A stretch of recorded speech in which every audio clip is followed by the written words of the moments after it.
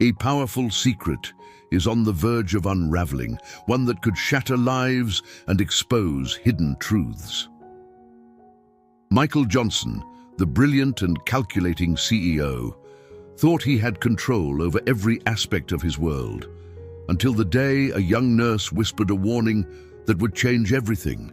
Her words were the spark that ignited a series of events, revealing a corporate conspiracy intertwined with long-buried family secrets. Now, faced with betrayal from within and the shocking realization of who this mysterious nurse truly is, Michael finds himself at a crossroads where his past and present collide.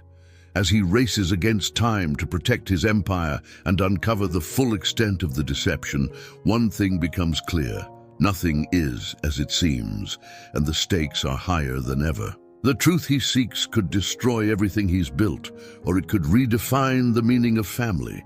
What happens next will leave you breathless. The rhythmic beeping of medical equipment filled the air as Michael Johnson's eyes fluttered open. The stark white ceiling of the hospital room came into focus, a harsh reminder of where he was and why. At 57, the billionaire CEO of Tech Vision Enterprises never expected to find himself here, recovering from a heart attack that had nearly claimed his life. As awareness crept back into his body, Michael became acutely aware of the dull ache in his chest. He shifted slightly, the crisp hospital sheets rustling beneath him. The movement caught the attention of a young nurse who had been quietly checking his vitals. "Mr. Johnson, you're awake," she said, her voice soft but clear. "How are you feeling?" Michael blinked, focusing on the nurse. She was petite with warm brown eyes that seemed oddly familiar. Her name tag read, Emily. "Like I've been hit by a truck," Michael grumbled, his voice hoarse from disuse. "How long have I been out?" Emily checked her chart. 3 days, Mr. Johnson. You gave everyone quite a scare." Michael's eyes widened. 3 days? I need to get out of here. There's an important board meeting I can't miss." As he tried to sit up, a sharp pain shot through his chest, causing him to wince. Emily quickly moved to his side, gently but firmly easing him back onto the pillows. "Mr. Johnson, please, you need to rest. Your body has been through a tremendous ordeal," she urged, her eyes filled with genuine concern. Michael felt a strange connection to this nurse, something he couldn't quite explain. He found himself relaxing under her care, despite the urgency he felt about his business affairs. "The meeting," he insisted, though with less force. "It's crucial for the future of my company." Emily bit her lip, seeming to wrestle with something internally. Finally, she leaned in closer, her voice dropping to a whisper. "Mr. Johnson, I don't think you should go to that meeting." Michael's brow furrowed. "What? Why would you say that?" The nurse glanced nervously at the door before turning back to him. "I can't explain right now, but please trust me. It's not safe for you to attend that meeting." Before Michael could press her further, the door swung open and Dr. Patel strode in, clipboard in hand. Emily straightened up, her face immediately neutral and professional. "Ah, Mr. Johnson, good to see you awake," Dr. Patel said, his voice warm and reassuring. "How are you feeling?" As the doctor began his examination, Michael's mind raced. What did Emily mean? Why would it be unsafe for him to attend his own board meeting? The questions nagged at him, but he forced himself to focus on Dr. Patel's words. "Your vitals are looking much better, Mr. Johnson," the doctor was saying. "The medication has helped stabilize your condition. However, you'll need to make some significant lifestyle changes to prevent another episode." Michael nodded absently, his eyes drifting to Emily, who was busying herself with adjusting his IV. She pointedly avoided his gaze. "When can I leave?" Michael asked, turning back to Dr. Patel. The doctor hesitated. Ideally, we'd like to keep you for another day or two for observation." "I can't stay that long," Michael interrupted. "I have pressing business matters to attend to." Dr. Patel sighed, clearly used to dealing with stubborn patients. "Mr. Johnson, I strongly advise against rushing your recovery. Your health should be your top priority right now." Michael set his jaw, a determined look in his eyes that both Dr. Patel and Emily recognized all too well. It was the look of a man accustomed to getting his way. "I appreciate your concern, doctor, but I assure you I'm feeling much better.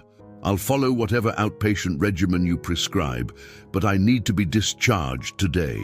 Dr. Patel exchanged a worried glance with Emily before turning back to Michael. "Very well, Mr. Johnson.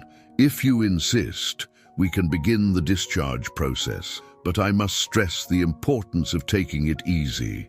No strenuous activity, limit your stress, and follow up with your personal physician in a few days." As Dr. Patel left to start the paperwork, Emily approached Michael's bedside once more. Her eyes were filled with a mixture of concern and something else. "Fear. Mr. Johnson, please reconsider," she pleaded in a low voice. "I know it's not my place, but I have a bad feeling about this meeting. Something isn't right." Michael studied her face, trying to understand the intensity of her worry. "Emily, I appreciate your concern, but you don't understand. This meeting could determine the future of my company. I've worked too hard for too long to let a little health scare derail everything." Emily opened her mouth as if to argue further, but seemed to think better of it. Instead, she nodded resignedly and began helping Michael prepare for discharge. As Michael changed out of his hospital gown and back into his designer suit, he couldn't shake the unsettling feeling Emily's warning had stirred in him. He'd built his empire on trusting his instincts, and right now, those instincts were screaming that something was amiss. Still, he pushed the thoughts aside. He had a company to run, and he couldn't let vague warnings from a well-meaning but uninformed nurse deter him from his responsibilities. As Emily helped him into a wheelchair, hospital policy for all discharged patients, Michael caught her gaze one last time. "Thank you for your care, Emily. I won't forget your kindness." Emily's eyes softened, and for a moment, Michael thought he saw them glisten with unshed tears. "Please be careful, Mr. Johnson, and if you need anything at all, don't hesitate to call the hospital and ask for me." Michael nodded, touched by her genuine concern. As he was wheeled out of the hospital, he couldn't shake the feeling that this wouldn't be the last time he saw Emily. Little did he know just how prophetic that feeling would prove to be. Outside, the hustle and bustle of New York City assaulted his senses. Car horns blared, people rushed by on the sidewalk, and the autumn air carried a crisp chill that made Michael pull his jacket tighter around himself. His chauffeur, Thomas, was waiting with the car. "Good to see you up and about, sir," Thomas said, helping Michael into the back seat of the sleek black sedan. "Thank you, Thomas," Michael replied, settling into the plush leather seat. "Take me to the office, please. We have a lot of work to do." As the car pulled away from the curb, Michael's mind raced with thoughts of the upcoming board meeting. He had no idea of the storm that was about to engulf his life, threatening everything he had built and revealing secrets long buried. The New York skyline loomed before him, a concrete jungle full of promise and peril. Michael Johnson, titan of industry, was about to embark on the most challenging journey of his life, one that would test not just his business acumen, but the very foundations of who he was as a person. Little did he know, the young nurse named Emily held the key to unraveling a mystery that would shake his world to its core. As the car weaved through the busy streets, Michael steeled himself for the battles ahead, unaware that the greatest challenge he would face wasn't in the boardroom, but in confronting the long-buried truths of his own past. The stage was set, the players in position. The drama that was about to unfold would change lives, reveal long-held secrets, and ultimately redefine the meaning of family for Michael Johnson. The countdown to the fateful board meeting had begun, and with it, the first domino in a long line of earth-shattering revelations was about to fall. The sleek black sedan glided through the bustling streets of New York City, its tinted windows shielding Michael Johnson from the curious gazes of passers-by. Inside, the billionaire CEO leaned back against the plush leather seat, his eyes closed as he tried to gather his strength for the challenges that lay ahead. Thomas, his trusted chauffeur of 15 years, glanced at his boss through the rearview mirror. "Sir, are you sure you're up for this? Perhaps a day of rest at home would be wise."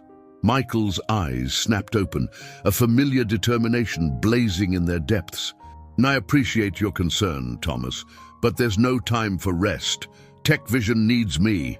As the car weaved through traffic, Michael's mind raced. The young nurse's warning echoed in his thoughts, an unsettling undercurrent to the anticipation he felt about returning to work. What could Emily have meant? Why would it be unsafe for him to attend his own board meeting? The sedan pulled up to the imposing glass and steel structure that housed Tech Vision Enterprises' headquarters. Michael took a deep breath, steeling himself for what lay ahead. As he reached for the door handle, a wave of dizziness washed over him, a stark reminder of his recent brush with mortality. "Sir?" Thomas's voice was laced with concern. Michael waved him off. "I'm fine, Thomas. Just a momentary spell." He straightened his tie and stepped out of the car, projecting an air of confidence he didn't entirely feel. As he strode through the lobby, employees stopped and stared, their faces a mix of surprise and relief. Whispers followed in his wake. "Is that Mr. Johnson? I thought he was in the hospital. He looks pale. Should he be here?" Michael ignored the murmurs, focusing on the task at hand. He nodded curtly to the security guard and stepped into the private elevator that would take him to the executive floor. As the elevator ascended, Michael closed his eyes again, centering himself. He visualized success, picturing the board meeting going smoothly, seeing himself strong and in control. It was a technique he'd used countless times before, a form of self-programming that had served him well throughout his career. The elevator doors slid open, revealing the plush carpeting and modern art of the executive floor. His assistant, Sarah, nearly dropped her tablet when she saw him. "Mr. Johnson, we weren't expecting you back so soon," she exclaimed, rushing to his side. Michael managed a small smile. "It takes more than a little health scare to keep me down, Sarah. Is everything prepared for the board meeting?" Sarah nodded, falling into step beside him as they walked toward his office. "Yes, sir.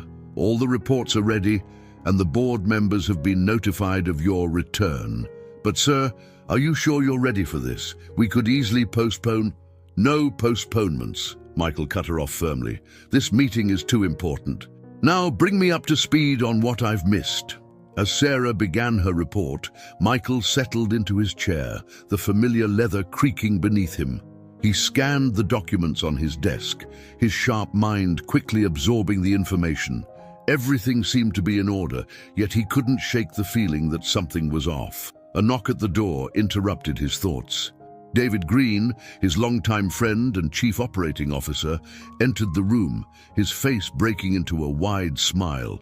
"Michael, thank God you're all right," David exclaimed, crossing the room to clasp Michael's hand. "We've all been worried sick. Are you sure you're up for this meeting?" Michael met his friend's gaze, searching for any sign of the danger Emily had hinted at, but all he saw was genuine concern in David's eyes. "I'm fine, David. A little tired, perhaps, but nothing I can't handle," Michael assured him. "Now tell me, what's the real state of affairs here? I feel like I'm missing something." David's smile faltered for a split second, so brief that Michael almost missed it. "Everything's under control, Michael. We've managed to keep things running smoothly in your absence. There have been a few challenges, but nothing we couldn't handle." Michael leaned forward, his eyes narrowing. "Challenges? What kind of challenges?" Before David could respond, Sarah poked her head in. "Mr. Johnson, the board members are arriving. The meeting will start in 10 minutes. Michael nodded, rising from his chair. "We'll continue this discussion later, David. For now, let's face the board." As they walked toward the conference room, Michael couldn't shake the feeling that he was walking into something bigger than he realized. The nurse's warning, David's momentary hesitation, small details that most would overlook, but that set off alarm bells in Michael's finely tuned business instincts. The conference room was a testament to corporate luxury, a long mahogany table surrounded by high-backed leather chairs, floor-to-ceiling windows offering a panoramic view of the New York skyline. As Michael entered, the board members rose, a chorus of surprised murmurs filling the air.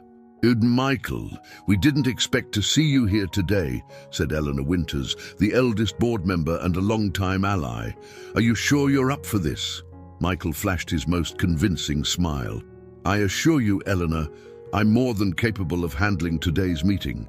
Now, shall we begin? As the meeting progressed, Michael found himself hyper-aware of every glance, every whispered comment. He noticed the way some board members seemed to defer to David more than usual, the subtle nods and knowing looks exchanged across the table. Halfway through David's presentation on the company's quarterly performance, Michael caught sight of something that made his blood run cold. In the reflection of the window behind David, he could see a document on the lap of board member Richard Tanner. The logo at the top was unmistakable: Global Communications, TechVision's biggest rival. Michael's mind raced. Why would Richard have a Global Communications document at a TechVision board meeting? The pieces began to fall into place. Emily's warning, David's evasiveness, the strange atmosphere in the room. David, Michael interrupted, his voice cutting through the room like a knife. I'd like to discuss the Morrison contract. The one we've been negotiating for the past month. David faltered, confusion flickering across his face. The Morrison contract. I'm not sure that's on today's agenda, Michael. Humor me, Michael insisted, his eyes scanning the room. He noticed Richard subtly trying to hide the document, while other board members shifted uncomfortably in their seats. Well, David began, clearly caught off guard. The negotiations are still ongoing. We're confident we can secure the contract within the next... That's interesting, Michael cut in, his voice dangerously low, because I received a call this morning informing me that Morrison had signed with Global Communications, a deal that was apparently finalized 3 days ago while I was unconscious in a hospital bed. The room fell silent, tension thick in the air. Michael stood slowly, his hands planted firmly on the table as he looked each board member in the eye. Now, I'm going to ask this once, and I expect complete honesty, he said, his voice steady despite the anger and betrayal churning inside him. What exactly has been going on in my absence? The silence stretched on, board members exchanging nervous glances. It was Eleanor who finally spoke up, her voice tinged with regret. Michael, you have to understand. We were acting in the best interest of the company. Your health scare. It made us realize how vulnerable TechVision is. We needed to explore our options. Michael's jaw clenched. Options? And those options included consorting with our biggest rival. David stepped forward, his hands raised placatingly. Michael, please. We can explain everything. This isn't what it looks like. But Michael had heard enough. The betrayal cut deep, all the more painful coming from those he had trusted most. He straightened up, his voice cold and authoritative. This meeting is adjourned.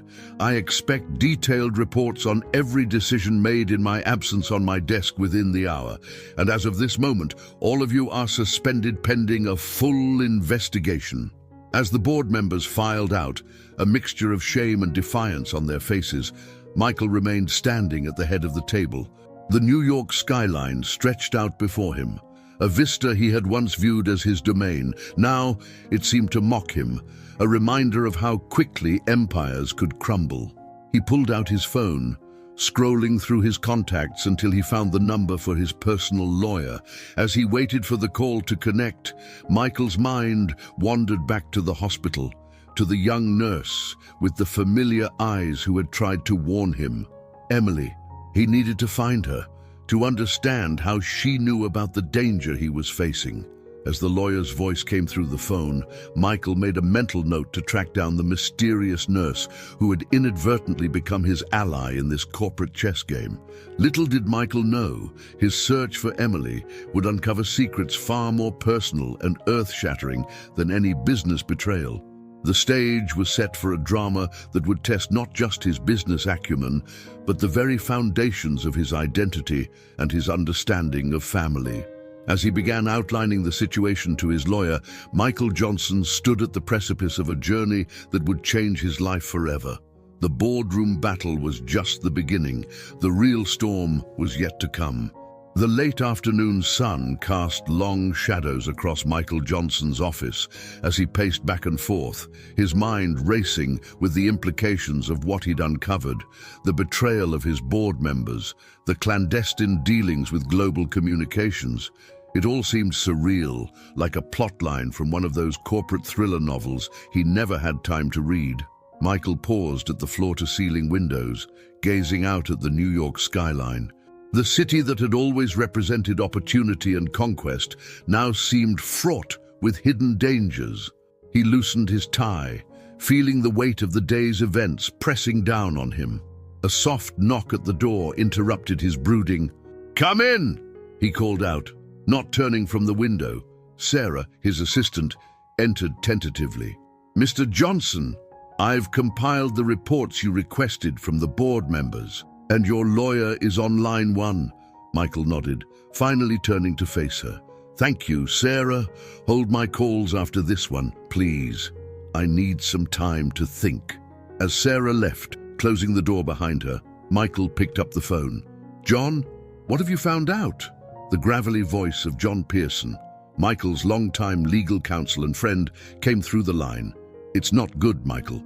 From what I can gather, there's been a coordinated effort to undermine your position in the company. The board members have been in talks with global communications for weeks, possibly longer." Michael's free hand clenched into a fist. "And David, what's his role in all this?" There was a pause on the other end of the line. "David seems to be at the center of it, Michael. I'm sorry, but it looks like he's been the one orchestrating most of these moves." The news hit Michael like a physical blow. David had been more than just his COO. He'd been a friend, a confidant. They'd built TechVision together from the ground up. The betrayal stung deep, reopening emotional wounds Michael thought had long since healed. "What are our options, John?" Michael asked, struggling to keep his voice steady. "We need to move fast," John replied. "I'm preparing injunctions to prevent any further unauthorized dealings.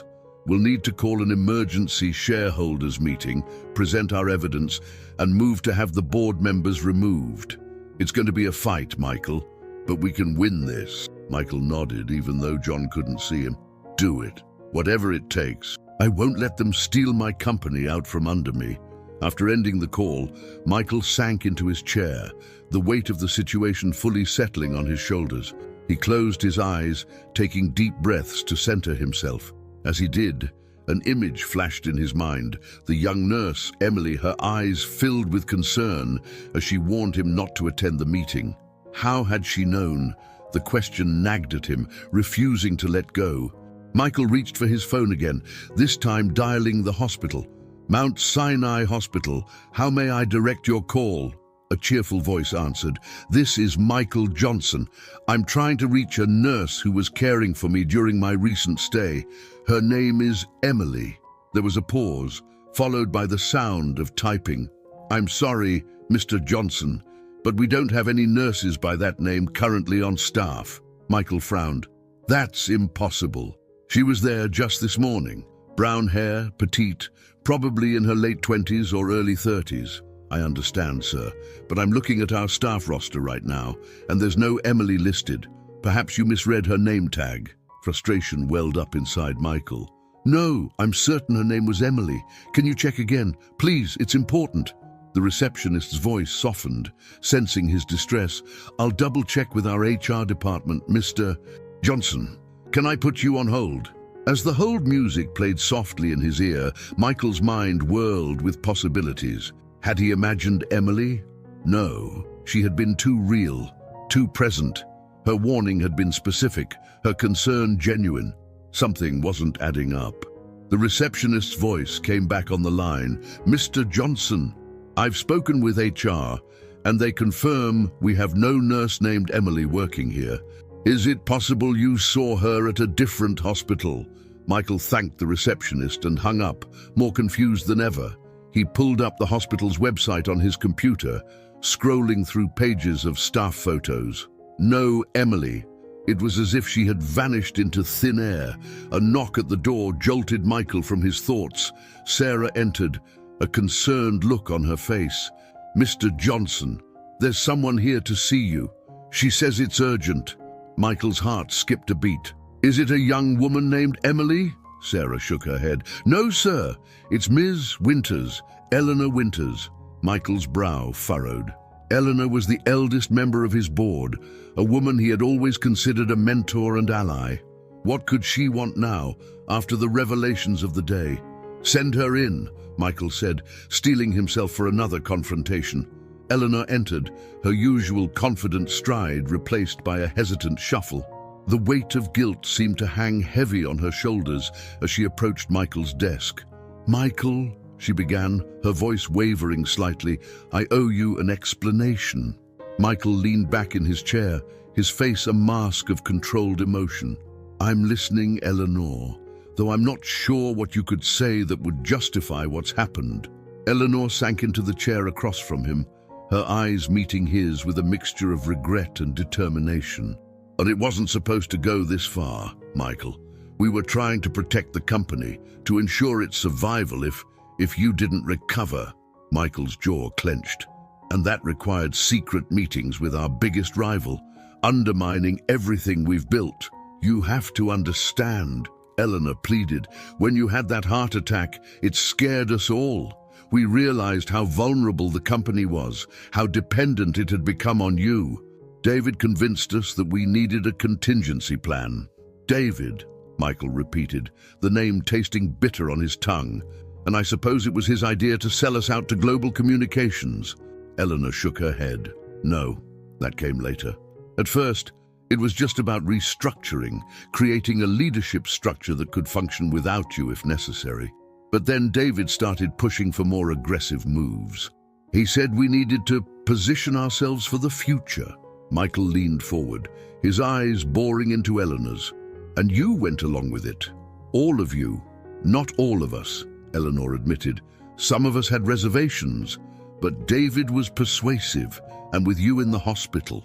She trailed off, unable to meet Michael's gaze. "Why are you telling me this now, Eleanor?" Michael asked, his voice low and controlled. Eleanor straightened in her chair, a flash of the strong woman Michael had always known shining through. "Because it's not too late to fix this, Michael. The deal with global communications isn't finalized. If we move quickly, we can still salvage the situation." Michael stood, walking to the window once more. The city lights were starting to twinkle in the gathering dusk, a reminder of the countless lives that depended on the decisions made in rooms like this. "What exactly are you proposing, Eleanor?" he asked, not turning around. "Help me gather evidence against David," Eleanor said, her voice gaining strength. "I'll testify to the board's actions, take responsibility for my part in it. With my support and the evidence we can gather, we can oust David and the others who've gone too far. We can save Tech Vision, Michael." Michael turned slowly, studying Eleanor's face. He saw fear there, yes, but also determination and a glimmer of the loyalty he'd always valued in her. "It won't be easy," he said finally. "We'll be fighting against people who know our every move, who have inside information on all our operations." Eleanor nodded. "I know, but it's the right thing to do. I made a mistake, Michael, and I want to make it right." As Michael considered Eleanor's offer, his mind drifted once again to Emily, the mysterious nurse who had tried to warn him. He couldn't shake the feeling that she was somehow connected to all of this, a missing piece in the puzzle he was trying to solve. "All right, Eleanor," Michael said at last, "I'll give you a chance to make this right. But understand this, if I catch even a hint of further deception, I'll bring the full force of my resources down on everyone involved. Is that clear?" Eleanor nodded, relief washing over her features. "Crystal clear, Michael. Thank you for this opportunity. I won't let you down again." As Eleanor left the office, Michael sank back into his chair, the events of the day catching up with him. He was exhausted, both physically and emotionally, but he knew the real battle was just beginning. He pulled out his phone, scrolling through his contacts until he found the number for his most trusted private investigator.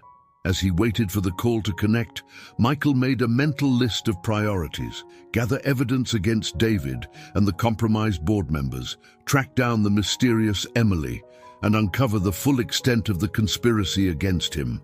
Little did Michael know, his search for answers would lead him down a path he never expected, uncovering secrets that would shake the very foundations of his life. As the city lights twinkled outside his window, Michael Johnson stood at the threshold of a journey that would challenge everything he thought he knew about himself, his company, and the people he trusted most. The stage was set for a drama that would test not just his business acumen, but the very essence of who he was as a person.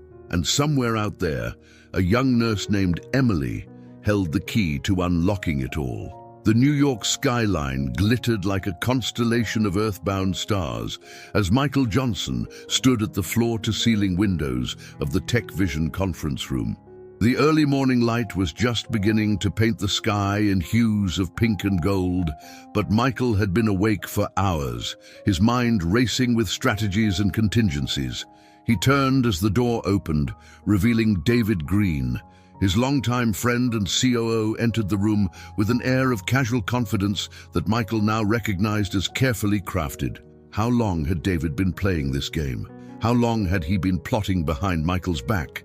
"Michael," David greeted, his smile not quite reaching his eyes.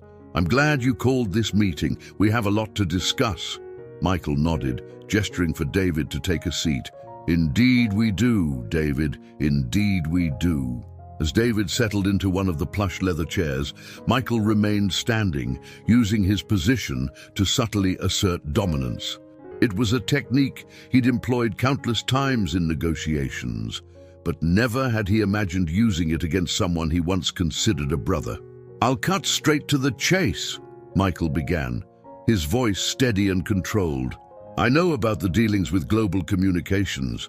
I know about the board's plans to restructure the company behind my back. What I don't know is why. David, why would you betray me like this?"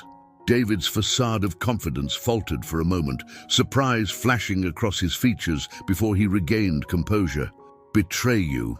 Michael, you've got it all wrong. Everything we've done has been to protect Tech Vision, to protect your legacy." Michael's eyes narrowed. "My legacy. And I suppose secretly negotiating with our biggest rival is part of protecting that legacy. You have to understand the position we were in." David leaned forward, his voice taking on an earnest tone. "When you had that heart attack, it threw everything into chaos. The board was panicking, investors were getting nervous. We had to do something to stabilize the situation. And that something involved going behind my back," Michael countered, his voice sharp. "But you could have come to me, David. We could have faced this together like we've always done." David shook his head, a hint of frustration creeping into his voice. "You weren't there, Michael. You were lying in a hospital bed, and none of us knew if you were going to make it. We had to act fast to prevent a nosedive in stock prices and keep our major contracts from jumping ship." Michael paced the length of the conference room, his mind working to process David's explanation. Part of him wanted to believe his friend, to accept that this was all just a misunderstanding born out of a crisis, but the businessman in him, the part that had built Tech Vision from the ground up, knew better. "And the deal with global communications?" Michael asked, turning to face David once more. "How does that fit into your plan to protect the company?" David hesitated, and in that moment of silence, Michael saw the truth written across his face. This wasn't just about protecting Tech Vision. This was a power play, pure and simple. "Global approached us with an offer," David finally said. "A merger that would make us the dominant force in the tech industry. It was an opportunity we couldn't ignore. Michael, think about it. With our innovation and their resources, we could change the world." Michael's jaw clenched. "A merger or a takeover, David? Because from where I'm standing, it looks like you were ready to sell us out to the highest bidder." "It's not like that," David protested, rising from his chair. "We would still maintain significant control. Your vision would still guide the company." "My vision?" Michael's laugh was devoid of humor. My vision never included stabbing friends in the back or making deals with our biggest competitors. My vision was about innovation, about creating technology that improves lives. When did that stop being enough for you, David? The two men stood facing each other, the tension in the room thick enough to cut with a knife. Years of friendship and shared dreams hung in the balance, teetering on the edge of irreparable damage. What happens now? David asked, his voice quiet but defiant. Michael took a deep breath, centering himself. When he spoke, his voice was calm and resolute. Now, you have a choice to make. You can either help me undo the damage you've done, come clean about everything that's happened, or you can walk out that door and prepare for the fight of your life. Because make no mistake, David, I will not let you or anyone else take my company from me. David's eyes widened, a flicker of the old respect and admiration passing across his face. You really think you can win this fight? The board is already on board with the merger. The wheels are in motion, Michael. Then I'll stop them, Michael replied, his voice filled with determination. I've faced worse odds before, David. Or have you forgotten how we started this company? Two guys with a dream and a garage full of half-built prototypes. If I could build tech vision from nothing, I can damn well save it from vultures like global communications. For a moment, David looked like he might argue further, but then his shoulders sagged slightly. I never wanted it to come to this, Michael. You have to believe that. Michael's expression softened slightly. I want to believe you, David. God knows I want to, but right now I need more than words. I need action. So what's it going to be? The silence stretched between them, heavy with the weight of years of friendship and shared history. Finally, David spoke, his voice barely above a whisper. What do you need me to do? Relief washed over Michael, though he was careful not to let it show on his face. First, I need every document, every email, every scrap of information related to the dealings with global communications. Then, I need you to call an emergency board meeting. It's time we laid all our cards on the table. David nodded, a mixture of resignation and respect in his eyes. And after that, Michael's gaze was steel. After that, we fight. We fight to save Tech Vision, to protect everything we've built. And when the dust settles, we'll see where we stand. As David turned to leave, Michael called out to him. One more thing, David. I need to know about Emily. David froze, his hand on the doorknob. Emily, what are you talking about? Michael's eyes narrowed. The nurse from the hospital, the one who warned me not to come to the board meeting. Don't tell me you don't know who I'm talking about. A flicker of confusion passed over David's face. Michael, I honestly have no idea what you're talking about. There was no nurse named Emily involved in any of this.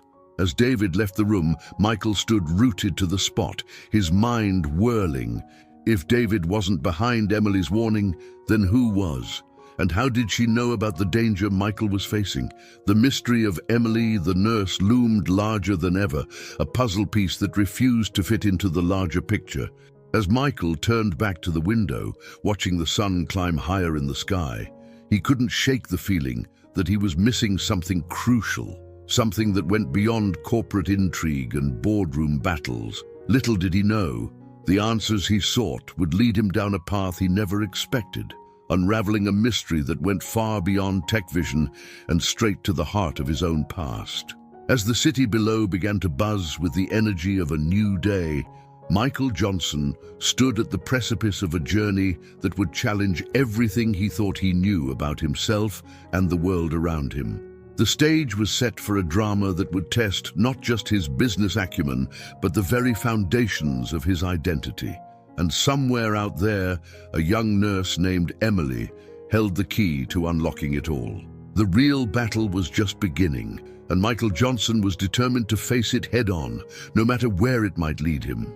The tension in the Tech Vision boardroom was palpable as Michael Johnson stood at the head of the long mahogany table. The board members shifted uncomfortably in their seats, exchanging furtive glances as Michael's steely gaze swept across the room. The New York skyline, visible through the floor-to-ceiling windows, seemed to mock the turmoil unfolding within. "Ladies and gentlemen of the board," Michael began, his voice steady and controlled, "I've called this emergency meeting to address some disturbing information that has come to my attention." He paused, allowing the weight of his words to settle over the room. David Green, seated to Michael's right, kept his eyes fixed on the table, unable to meet the questioning looks from his fellow board members. "It seems," Michael continued, "that in my absence, certain decisions were made without my knowledge or consent. Decisions that, if implemented, would fundamentally alter the course of this company." Eleanor Winters, the eldest board member, leaned forward. "And Michael, I think I speak for all of us when I say that any actions taken were done with the best interests of Tech Vision in mind." Michael's eyes locked onto Eleanor's. "Were they?" Eleanor was secretly negotiating with Global Communications in the best interest of Tech Vision, was planning to restructure the company behind my back for the good of all. A collective gasp rippled through the room. Richard Tanner, the board member Michael had caught with the Global Communications document, visibly paled. "How did you—" Richard began, but Michael cut him off with a raised hand. "How I know is irrelevant," Michael stated firmly. "What matters is that I do know, and I'm giving you all one chance to come clean and explain yourselves." The silence that followed was deafening. Board members exchanged nervous glances, each seemingly waiting for someone else to speak first. It was David who finally broke the tension. "Michael," he began, his voice barely above a whisper, "you have to understand the position we were in. When you had that heart attack, everything was thrown into chaos. We had to act to stabilize the company." Michael's jaw clenched. "And that required going behind my back, making deals with our biggest competitor." "It wasn't like that," Eleanor interjected, her voice tinged with desperation. "At first, it was just about creating a contingency plan. But then Global Communications approached us with an offer we couldn't ignore." "An offer?" Michael's voice dripped with sarcasm. "And what exactly did this offer entail?" David cleared his throat. "A merger, Michael. A merger that would make us the dominant force in the tech industry. With our innovation and their resources, we could change the world." Michael's laugh was devoid of humor. "Change the world by selling out everything we've built, everything we stand for." He turned to address the entire board. "I built this company from the ground up. I've poured my blood, sweat, and tears into making Tech Vision a leader in innovation and ethical technology. And you were all ready to throw that away for what? A quick profit? A chance to cozy up to our biggest rival." The board members had the decency to look ashamed, but Michael wasn't finished. He pulled out a stack of documents and slammed them onto the table. "These," he said, his voice low and dangerous, "are copies of every email, every document, every scrap of information related to your dealings with Global Communications. I know exactly what each of you has done, what roles you've played in this conspiracy." The color drained from several faces around the table. Richard Tanner looked like he might be sick. "So here's what's going to happen," Michael continued, his voice leaving no room for argument. "This merger is dead. Any and all negotiations with Global Communications cease immediately. And each of you has a choice to make." He paused, making eye contact with each board member in turn. "You can either resign from this board, effective immediately, or you can stay and help me undo the damage you've done. But understand this, if you choose to stay, you will be under intense scrutiny. One step out of line, one hint of further deception, and you'll not only lose your position, but I'll make sure you never work in this industry again." The silence that followed was heavy with the weight of Michael's ultimatum. It was Eleanor who spoke first, her voice shaky but determined. "I'll stay," she said. "I made a mistake, and I want to make it right." One by one, other board members echoed Eleanor's sentiment. Some, like Richard Tanner, chose to resign on the spot. By the time the dust settled, only half the original board remained. Michael nodded, a grim satisfaction settling over him. "Very well. For those of you staying, our work begins now. We have a lot of damage to undo." As the meeting adjourned and the board members filed out, Michael noticed David lingering behind. When they were alone, David approached, his face a mask of regret and uncertainty. "Michael," he began, "I know I've betrayed your trust. I understand if you want me to resign as well." Michael studied his old friend's face, searching for any sign of the loyalty and camaraderie they once shared. After a long moment, he spoke. "You're right, David. You did betray my trust, and it's going to take a long time to rebuild that, if it's even possible." David nodded, accepting the rebuke. "I understand. I'll clear out my office." "I'm not finished," Michael interrupted. "You're not resigning, David. You're going to stay right where you are, and you're going to work harder than you've ever worked in your life to fix this mess."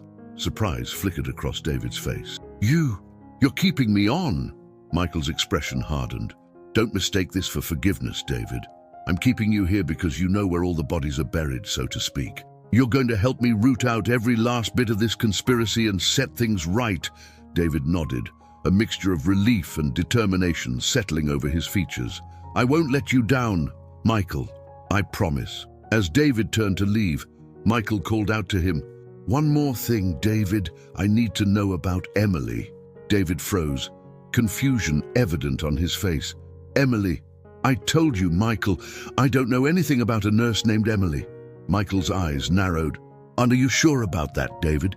Because someone warned me about the danger I was facing, and if it wasn't you or the board, then who was it?"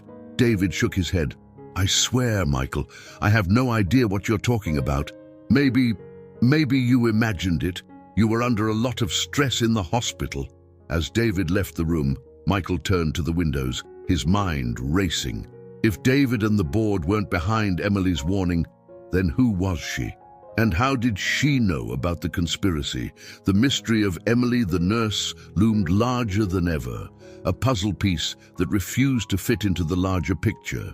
As Michael watched the bustling city below, he couldn't shake the feeling that he was missing something crucial, something that went beyond corporate intrigue and boardroom battles. Little did he know, the answers he sought would lead him down a path he never expected, unraveling a mystery that went far beyond tech vision and straight to the heart of his own past.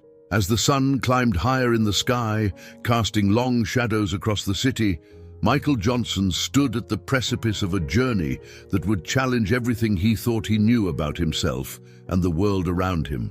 The stage was set for a drama that would test not just his business acumen, but the very foundations of his identity. And somewhere out there, a young nurse named Emily held the key to unlocking it all. The real battle was just beginning, and Michael Johnson was determined to face it head-on, no matter where it might lead him. As he turned back to his desk, Michael's resolve hardened. He picked up his phone and dialed a number he hadn't used in years. "Jack? It's Michael Johnson. I need your help with something discreet. How soon can you meet me?" The voice on the other end of the line responded quickly, and Michael nodded. "Good. I'll see you in an hour. And Jack, come prepared. We've got a mystery to solve." As he hung up the phone, Michael felt a strange mix of anticipation and dread. He was about to embark on a journey that would either save everything he'd built or tear it all down. But one thing was certain. He would get to the bottom of this mystery, no matter the cost. The game was afoot, and Michael Johnson was ready to play. The bustling streets of New York City faded into a blur as Michael Johnson's sleek black sedan weaved through traffic. He sat in the back, his eyes fixed on the passing scenery without really seeing it, his mind consumed with the mystery that had engulfed his life. "Where to, Mr. Johnson?" Thomas, his longtime chauffeur, asked from the front seat. "The Gramercy Park Hotel," Michael replied, his voice distant. "I'm meeting an old friend." As the car pulled up to the historic hotel, Michael straightened his tie and took a deep breath. He was about to dive headfirst into an investigation that could change everything, and he needed to be prepared. The hotel lobby was a study in understated elegance, all dark wood and muted colors. Michael scanned the room, his eyes finally landing on a figure seated in a corner booth of the bar. Jack Donovan hadn't changed much in the years since Michael had last seen him, still lean and wiry, with piercing blue eyes that missed nothing. "Michael," Jack greeted, standing to shake his hand. "It's been a while." Michael nodded, sliding into the booth across from his old friend. "Too long, Jack. I appreciate you meeting me on such short notice." Jack waved off the thanks. "When Michael Johnson calls asking for help, you answer. Now, what's this all about?" Michael leaned forward, lowering his voice.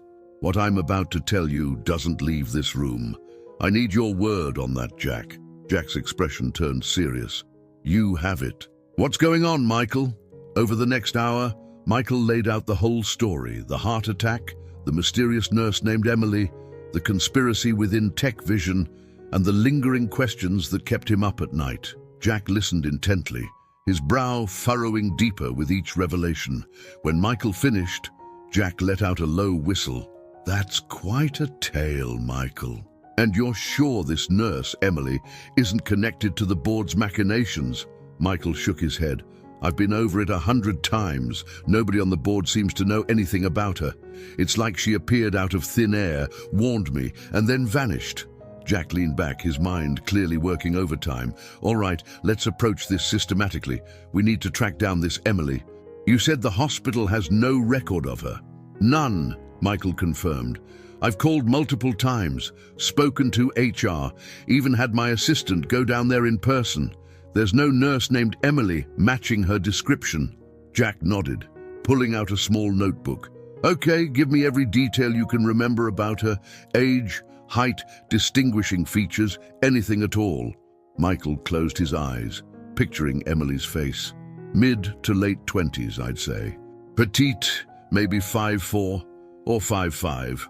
Brown hair, warm brown eyes. There was something familiar about her eyes, but I can't place it. As Michael continued describing Emily, Jack jotted down notes, occasionally asking for clarification. When Michael finished, Jack tapped his pen against the notebook thoughtfully. "It's not much to go on, but it's a start," he said. "I'll run her description through some databases, see if we can get any hits. In the meantime, I want to look into this global communications angle. Something doesn't add up there." Michael nodded in agreement. "I thought the same thing. Why would they suddenly offer a merger after years of cutthroat competition?" "Exactly," Jack said, a glint in his eye. "I've got some contacts in corporate intelligence. I'll see what I can dig up on Global's recent activities, any whispers of big moves or shake-ups." As they continued to discuss strategy, Michael felt a weight lifting from his shoulders. For the first time since this ordeal began, he felt like he was making progress, like he had an ally in this fight. "There's one more thing, Jack," Michael said as their meeting wound down. "I can't shake the feeling that Emily is connected to all of this somehow. Not just the corporate stuff, but something deeper, something personal." Jack studied his friend's face carefully. "What makes you say that?" Michael shook his head, frustrated. "I don't know. It's just a gut feeling. The way she looked at me, the concern in her voice. It felt like more than just a nurse worried about a patient." Jack nodded slowly. "I've learned to trust your instincts, Michael. If you think there's a personal angle here, we'll explore it. Is there anyone from your past who might have a reason to get involved in this? An old flame, an estranged family member?" Michael's mind raced through possibilities, but nothing clicked. "I can't think of anyone. My parents are gone, no siblings. I've had relationships, but nothing that ended badly enough to warrant this kind of involvement." "All right," Jack said, closing his notebook. "We'll keep that avenue open, but for now, let's focus on what we can track down concretely. I'll get started on the Emily search and the global communications intel. You focus on keeping Tech Vision stable and watching your back. We don't know how deep this conspiracy goes." As they stood to leave, Jack placed a hand on Michael's shoulder. "We'll figure this out, Michael. Just like old times, eh?" Michael managed a small smile. "Just like old times. Thanks, Jack. I owe you one." "You owe me several," Jack quipped with a wink. "But who's counting?" As Michael watched Jack disappear into the New York crowd, he felt a renewed sense of purpose. The mystery of Emily and the Tech Vision conspiracy was far from solved, but for the first time, he felt like he was on the right track. Back at Tech Vision headquarters, Michael threw himself into damage control. He spent hours in meetings, reassuring key investors, smoothing over ruffled feathers with important clients, and working with the remaining board members to chart a new course for the company.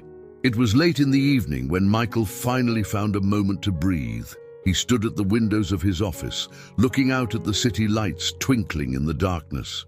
His phone buzzed with a text from Jack. Found something interesting. Meet tomorrow, same place, 8 a.m. Michael's heart raced with anticipation. What had Jack uncovered? Was it about Emily or something to do with global communications? As he pondered the possibilities, Michael's gaze fell on a framed photo on his desk. It was an old picture, taken years ago when Tech Vision was just starting out. He and David stood in front of their first office, arms around each other's shoulders, grinning with the optimism of young entrepreneurs ready to take on the world. The sight of the photo stirred something in Michael's memory. There was something about Emily's eyes, the warmth and familiarity he'd sensed. Could it be connected to his past somehow?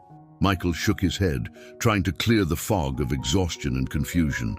He was missing something, some crucial piece of the puzzle that would make everything fall into place. And tomorrow, with Jack's help, he might just find it.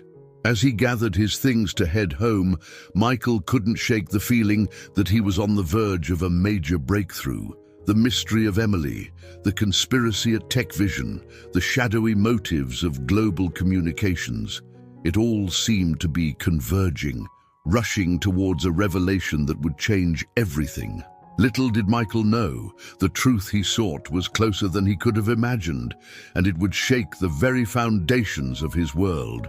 As he stepped into the elevator, Michael Johnson stood on the precipice of a discovery that would redefine not just his company, but his entire life. The stage was set for a dramatic unveiling, and the next act was about to begin. Michael steeled himself for whatever tomorrow might bring, knowing that one way or another, nothing would ever be the same again. The early morning sun cast long shadows across the streets of New York as Michael Johnson made his way back to the Gramercy Park Hotel. His mind was a whirlwind of thoughts and theories, each one a potential key to unlocking the mystery that had consumed his life. As he entered the hotel's dimly lit bar, he spotted Jack Donovan, already seated in their usual corner booth, a steaming cup of coffee in front of him and a thick manila folder on the table. "Morning, Michael," Jack greeted, pushing a second cup of coffee towards him. "You look like you could use this." Michael nodded gratefully, taking a long sip before settling into the booth. "What have you got for me, Jack?" Jack's expression turned serious as he opened the folder. I've got good news and, well, let's call it interesting news. Which do you want first?" "Let's start with the good," Michael replied, bracing himself for whatever was to come. Jack nodded, pulling out a series of documents. "I've managed to track down some information on global communications' recent activities. It seems they've been quietly acquiring smaller tech companies over the past year, all specializing in areas that complement Tech Vision's core technologies." Michael's brow furrowed. "They're building a competing portfolio." "Exactly," Jack confirmed. "But here's where it gets interesting. These acquisitions have been carefully structured to fly under the radar. If I hadn't been specifically looking for them, they might have gone unnoticed." Michael leaned back, his mind racing. So Global wasn't just looking for a simple merger. They were positioning themselves to absorb Tech Vision completely. Jack nodded grimly. "It looks that way. If the merger had gone through, they would have had all the pieces in place to strip Tech Vision for parts and eliminate a major competitor in one fell swoop." Michael's jaw clenched as the full implications sank in. The betrayal by his board members suddenly seemed even more egregious. "Good work, Jack. This information could be crucial in protecting Tech Vision moving forward." "There's more," Jack said, his tone shifting. "And I also found something about your mysterious nurse, Emily." Michael leaned forward, his heart racing. "What did you find?" Jack hesitated for a moment, as if unsure how to proceed. "Michael, what I'm about to tell you, it's going to come as a shock. Are you sure you're ready for this?" Michael nodded, steeling himself. "I need to know, Jack. Whatever it is." Jack took a deep breath before continuing. "They ran the description you gave me through various databases, cross-referencing with hospital employee records across the city. There was no exact match, but I did find something unexpected." He pulled out a photograph and slid it across the table. Michael's breath caught in his throat as he looked at the image. It was a young woman, her features strikingly similar to the Emily he remembered from the hospital. "This is Emily Parker," Jack explained. "Well, she's a nursing student at NYU, set to graduate next year." But Michael, that's not all. Michael tore his gaze away from the photo to look at Jack. "What else?" Jack's voice was gentle as he delivered the news that would change everything. "Emily Parker is your daughter, Michael." The world seemed to tilt on its axis as Michael struggled to process Jack's words. "My daughter? That's impossible. I don't have any children." Jack pushed another document across the table, a birth certificate. "Emily Parker, born 28 years ago to Samantha Parker and Michael Johnson."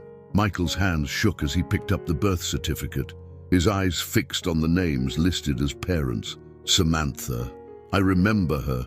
We dated briefly in college, but she told me she'd had a miscarriage." "It seems she lied," Jack said softly. "From what I've been able to piece together, Samantha's mother, Elena, forced her to give you up and lie about the pregnancy. She raised Emily as a single mother." Michael's mind reeled with the implications. A daughter. He had a daughter he'd never known about, a child who had grown up without him. And now, somehow, she had inserted herself into his life at a crucial moment. "But why now?" Michael asked, his voice barely above a whisper. Why would she come to me like this? Warn me about the board meeting?" Jack shook his head. "That's still unclear, but there's more. Michael, Samantha Parker. She passed away 5 years ago. Cancer." The news hit Michael like a physical blow. Samantha, the vibrant, passionate young woman he'd known in college, was gone, and their daughter, the child he'd never known, had lost her mother. "And I need to find her, Jack," Michael said, his voice filled with a new determination. "I need to talk to Emily, to understand why she came to me, why she didn't just tell me who she was." Jack nodded, understanding the urgency in his friend's voice. "I've got her last known address. But Michael, you need to be prepared. This isn't going to be an easy conversation." As they left the hotel, Michael's mind was a tempest of emotions. Joy at the discovery of a daughter he never knew he had, anger at the deception that had kept them apart, grief for the years lost and the mother, Emily, had already buried. The drive to Emily's apartment in Brooklyn was a blur. Michael's hands clenched and unclenched in his lap as he tried to imagine what he would say to her. How do you begin a conversation with the daughter you've just discovered exists? As they pulled up to a modest brownstone, Michael took a deep breath, centering himself. He thought back to his encounter with Emily in the hospital, the familiar warmth in her eyes that had puzzled him at the time. Now, it all made sense. "Do you want me to come with you?" Jack asked as Michael stepped out of the car. Michael shook his head. "No, I need to do this alone. But thank you, Jack, for everything." As he climbed the steps to Emily's apartment, Michael felt like he was walking into the most important meeting of his life. His hand hovered over the doorbell for a moment before he finally pressed it, the sound echoing in the quiet morning air. Seconds ticked by like hours. Then the door opened and Michael found himself face to face with Emily.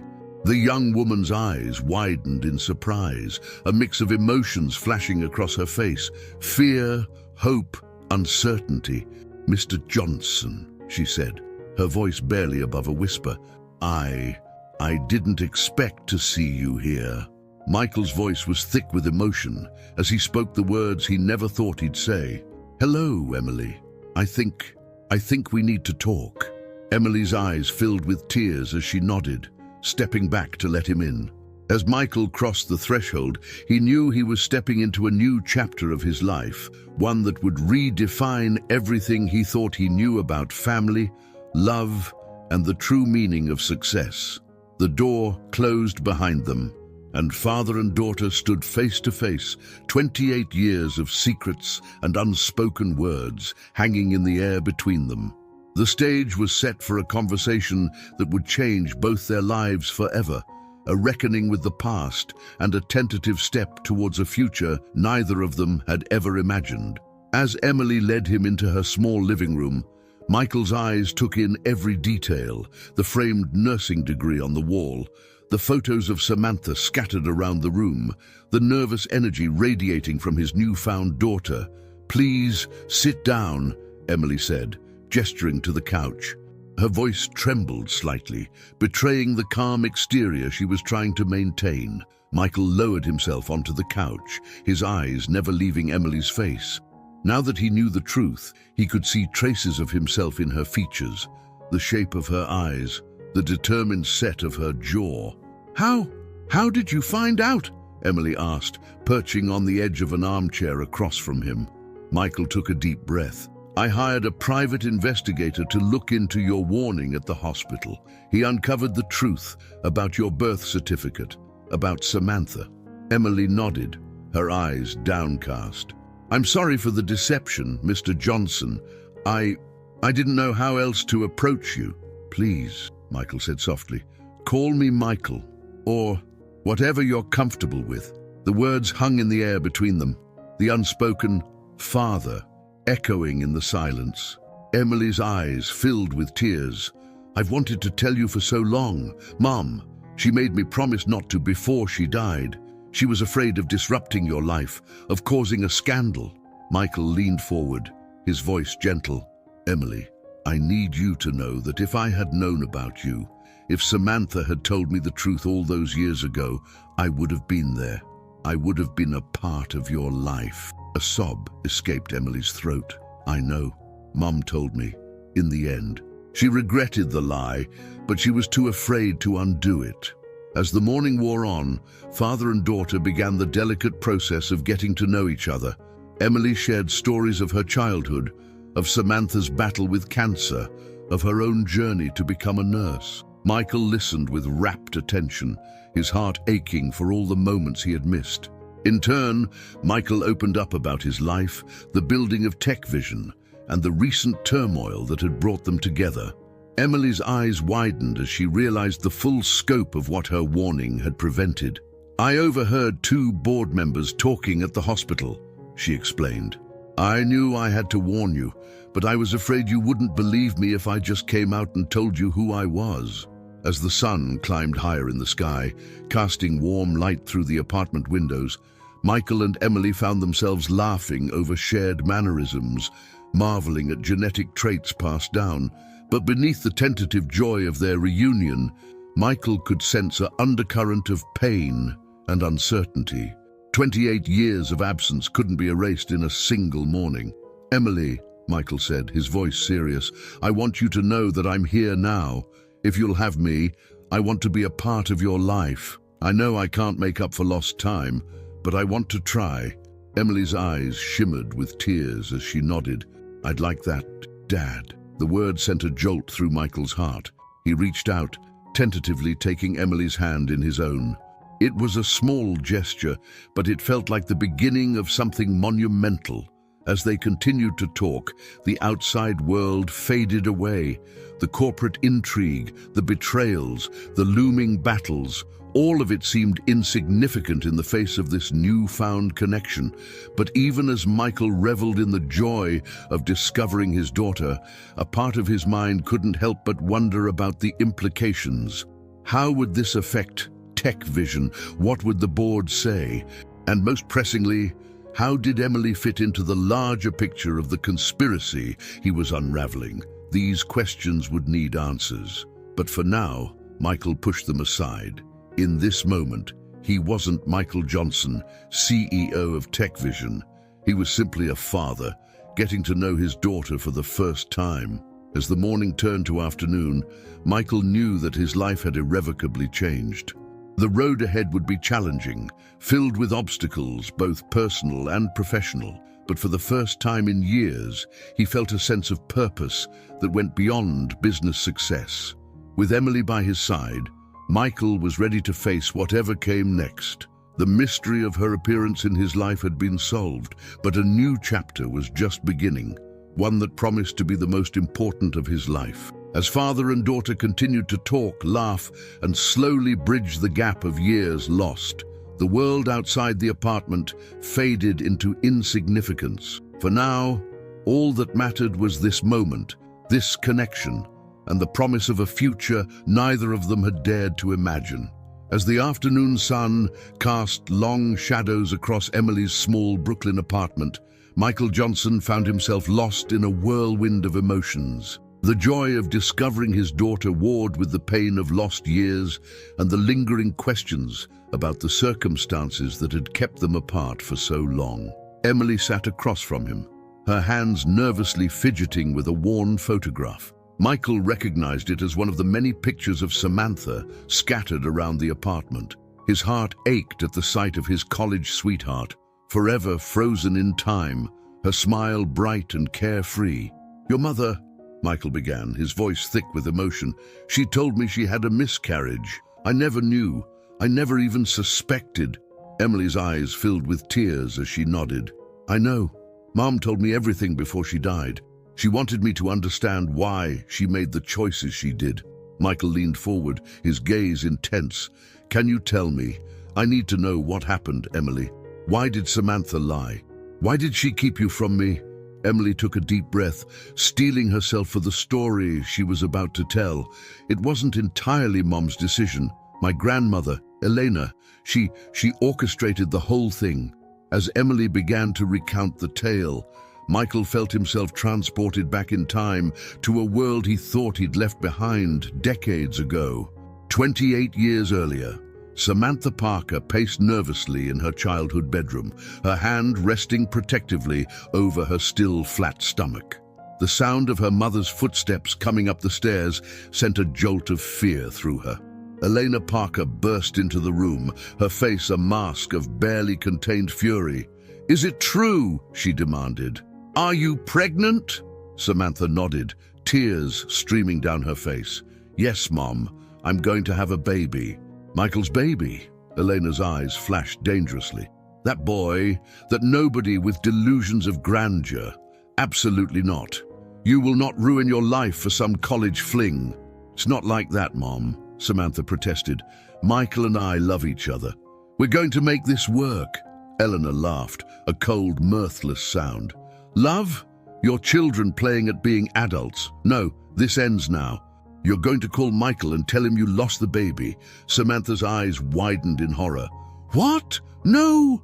I can't lie to him like that. He deserves to know he's going to be a father." "A father?" Elena scoffed. "That boy can barely take care of himself. He'll drag you down with his pipe dreams and foolish ambitions. Is that what you want? To throw away your future for someone who will never amount to anything?" Samantha sank onto her bed, her shoulders shaking with sobs. "You don't know him like I do, Mom. Michael is brilliant. He's going to change the world someday." Elena's expression softened slightly, but her voice remained firm. "Maybe he will, maybe he won't.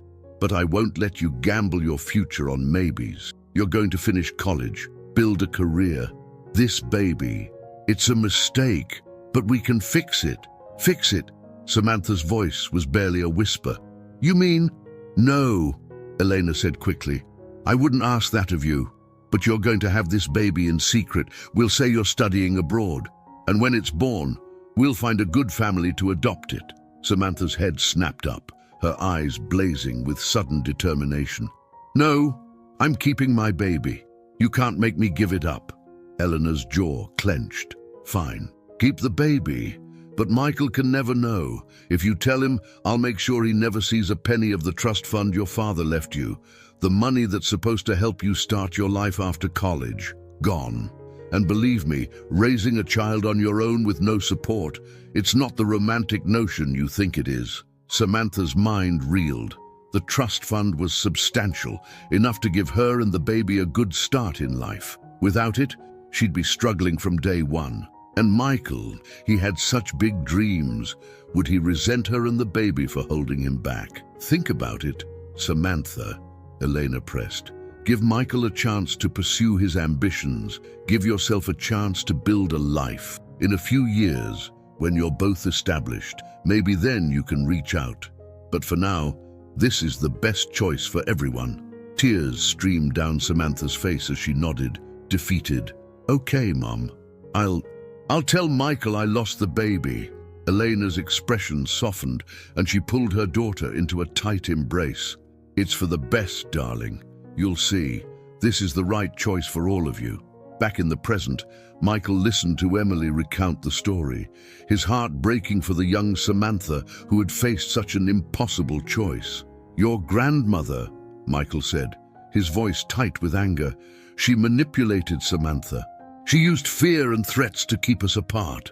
Emily nodded, her own eyes glistening with unshed tears. Mom regretted it every day.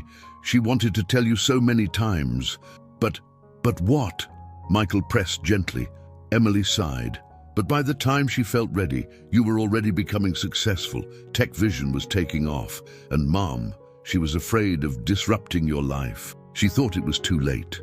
Michael shook his head, a mix of grief and frustration washing over him. It was never too late. If I had known, God, Emily, if I had known about you, I would have moved heaven and earth to be in your life. Emily reached out, tentatively taking Michael's hand. I know that now, and Mom knew it too, in the end. That's why she told me everything before she died. She wanted me to have the chance to know you, even if she couldn't be there to see it. As the weight of the revelation settled over them, Michael felt a surge of determination. He couldn't change the past, couldn't reclaim the years lost to Eleanor's manipulation and Samantha's fear, but he could shape the future. Emily, he said, his voice filled with conviction, I want you to know that from this moment on, I'm here. Whatever you need, whatever support I can offer, it's yours. We can't get back the time we lost, but we can make the most of the time we have now. Emily's eyes welled with fresh tears, but this time, a smile broke through. I'd like that, Dad. The word sent a jolt through Michael's heart, a mixture of joy and lingering sadness for all the times he should have heard it before. As they continued to talk, sharing stories and slowly bridging the gap of years lost, Michael's mind couldn't help but drift to the larger picture.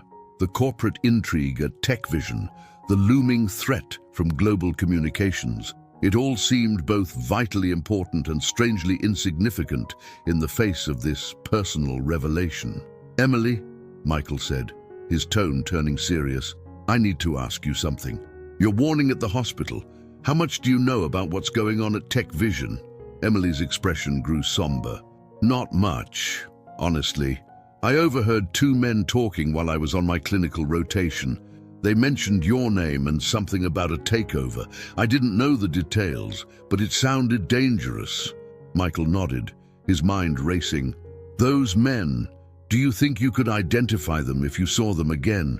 Emily hesitated. Maybe. I didn't see them clearly, but I might recognize their voices. A plan began to form in Michael's mind, the corporate conspiracy and his newfound daughter.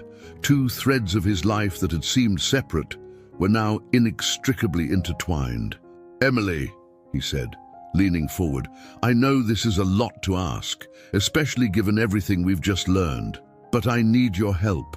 The situation at Tech Vision is more complicated than I initially thought, and your inside perspective could be crucial. Emily's brow furrowed. What are you asking? Exactly. Michael took a deep breath. I'm asking if you'd be willing to work with me, to help me uncover the full extent of this conspiracy and protect the company I've built. It could be dangerous, and I understand if you don't want to get involved. But I promise you, if you do, I'll do everything in my power to keep you safe. Emily was quiet for a long moment, her eyes searching Michael's face. Finally, she nodded. Okay, I'm in. Whatever you need, I'll help. Relief and a surge of paternal pride washed over Michael. Thank you, Emily. We'll take this one step at a time. For now, I think it's best if we keep our relationship quiet. The fewer people who know, the safer you'll be. As they began to discuss strategy, Michael felt a renewed sense of purpose. The road ahead would be challenging, filled with corporate intrigue and personal revelations. But with Emily by his side, he felt ready to face whatever came next. The sun was setting as Michael finally prepared to leave Emily's apartment. As he stood in the doorway, he turned back to his daughter, still marveling at the reality of her existence. "And Emily," he said softly, "I want you to know I'm sorry for not being there, for all the moments I missed. I can't change the past, but I promise you, from this day forward, you won't face anything alone." Emily's eyes shimmered with tears as she stepped forward, wrapping her arms around Michael in a tight embrace. "I know, Dad, we can't change what happened, but we can make the most of now. And that's what matters." As Michael held his daughter, he felt a shift in his world. The corporate battles, the betrayals, the looming challenges, they were all still there. But now he had something more to fight for. A family he never knew he had, a connection he never dreamed possible. Stepping out into the Brooklyn evening, Michael Johnson felt like a new man. The mystery of Emily had been solved, but a new chapter was just beginning. With his daughter by his side and a renewed determination to uncover the truth, he was ready to face whatever challenges lay ahead. The game had changed, the stakes raised higher than ever before. But for the first time in years, Michael felt truly alive, truly purposeful.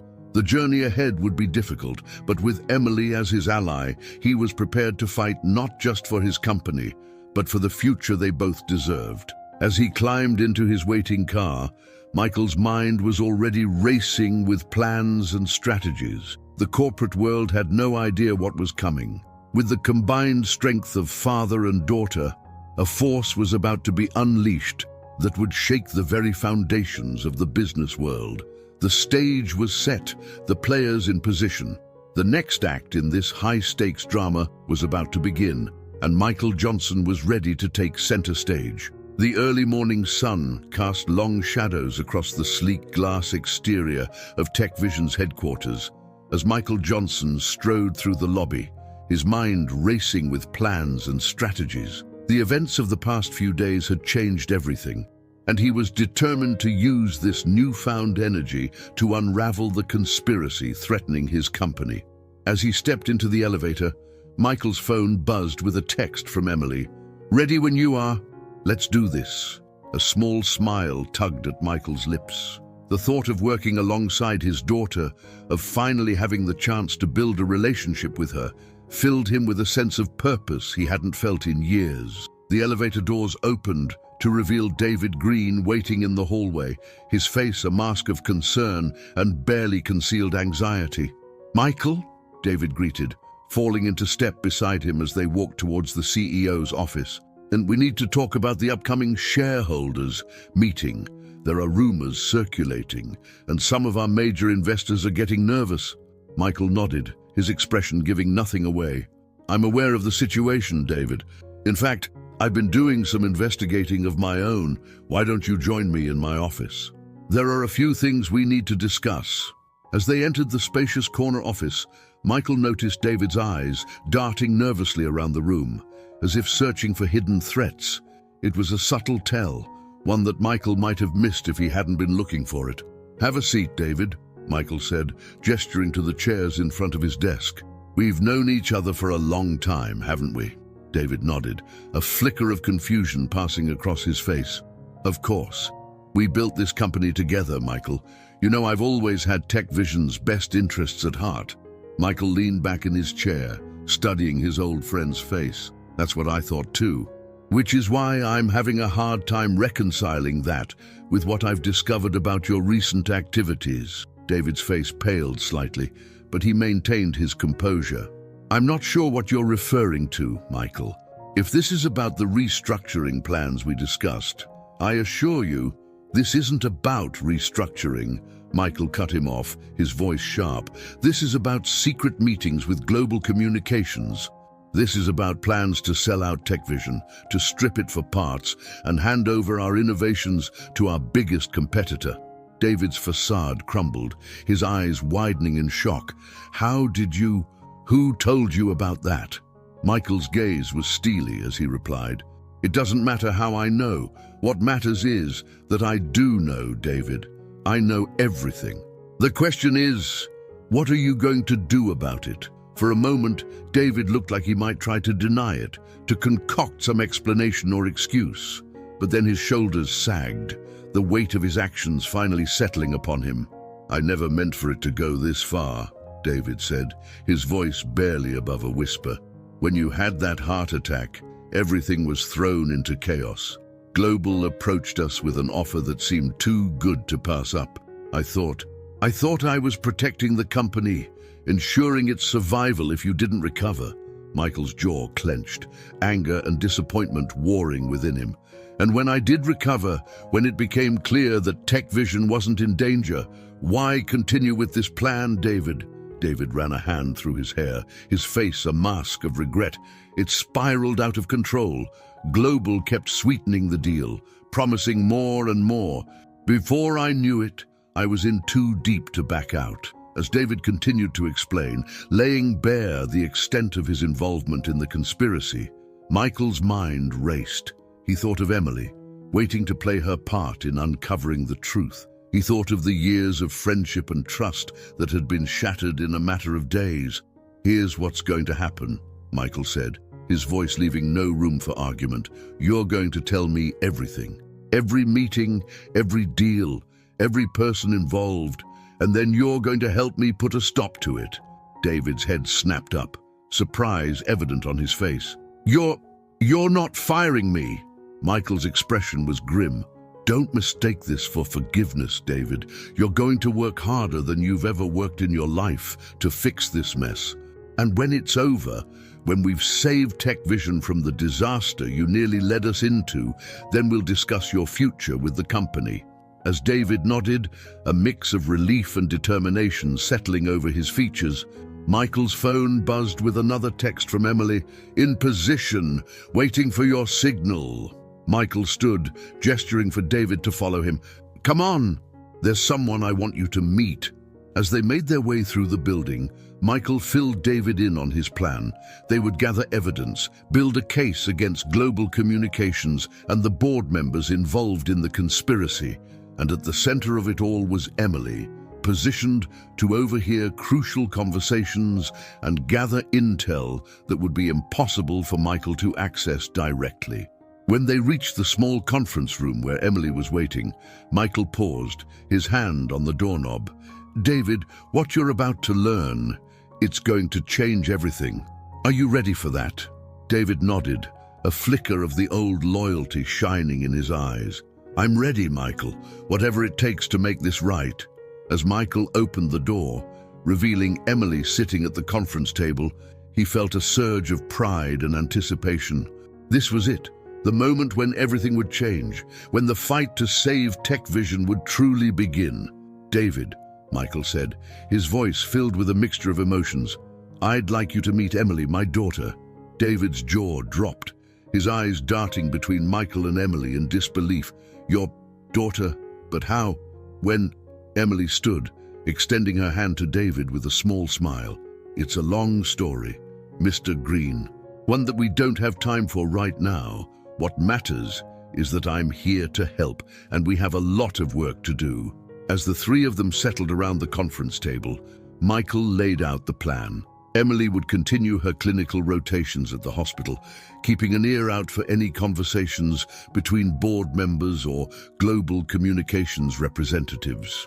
David would work from the inside, feeding them information and helping to set up meetings where crucial information could be overheard.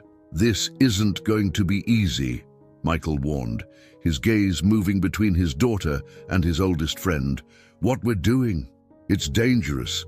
If Global or the compromised board members find out what we're up to, the consequences could be severe."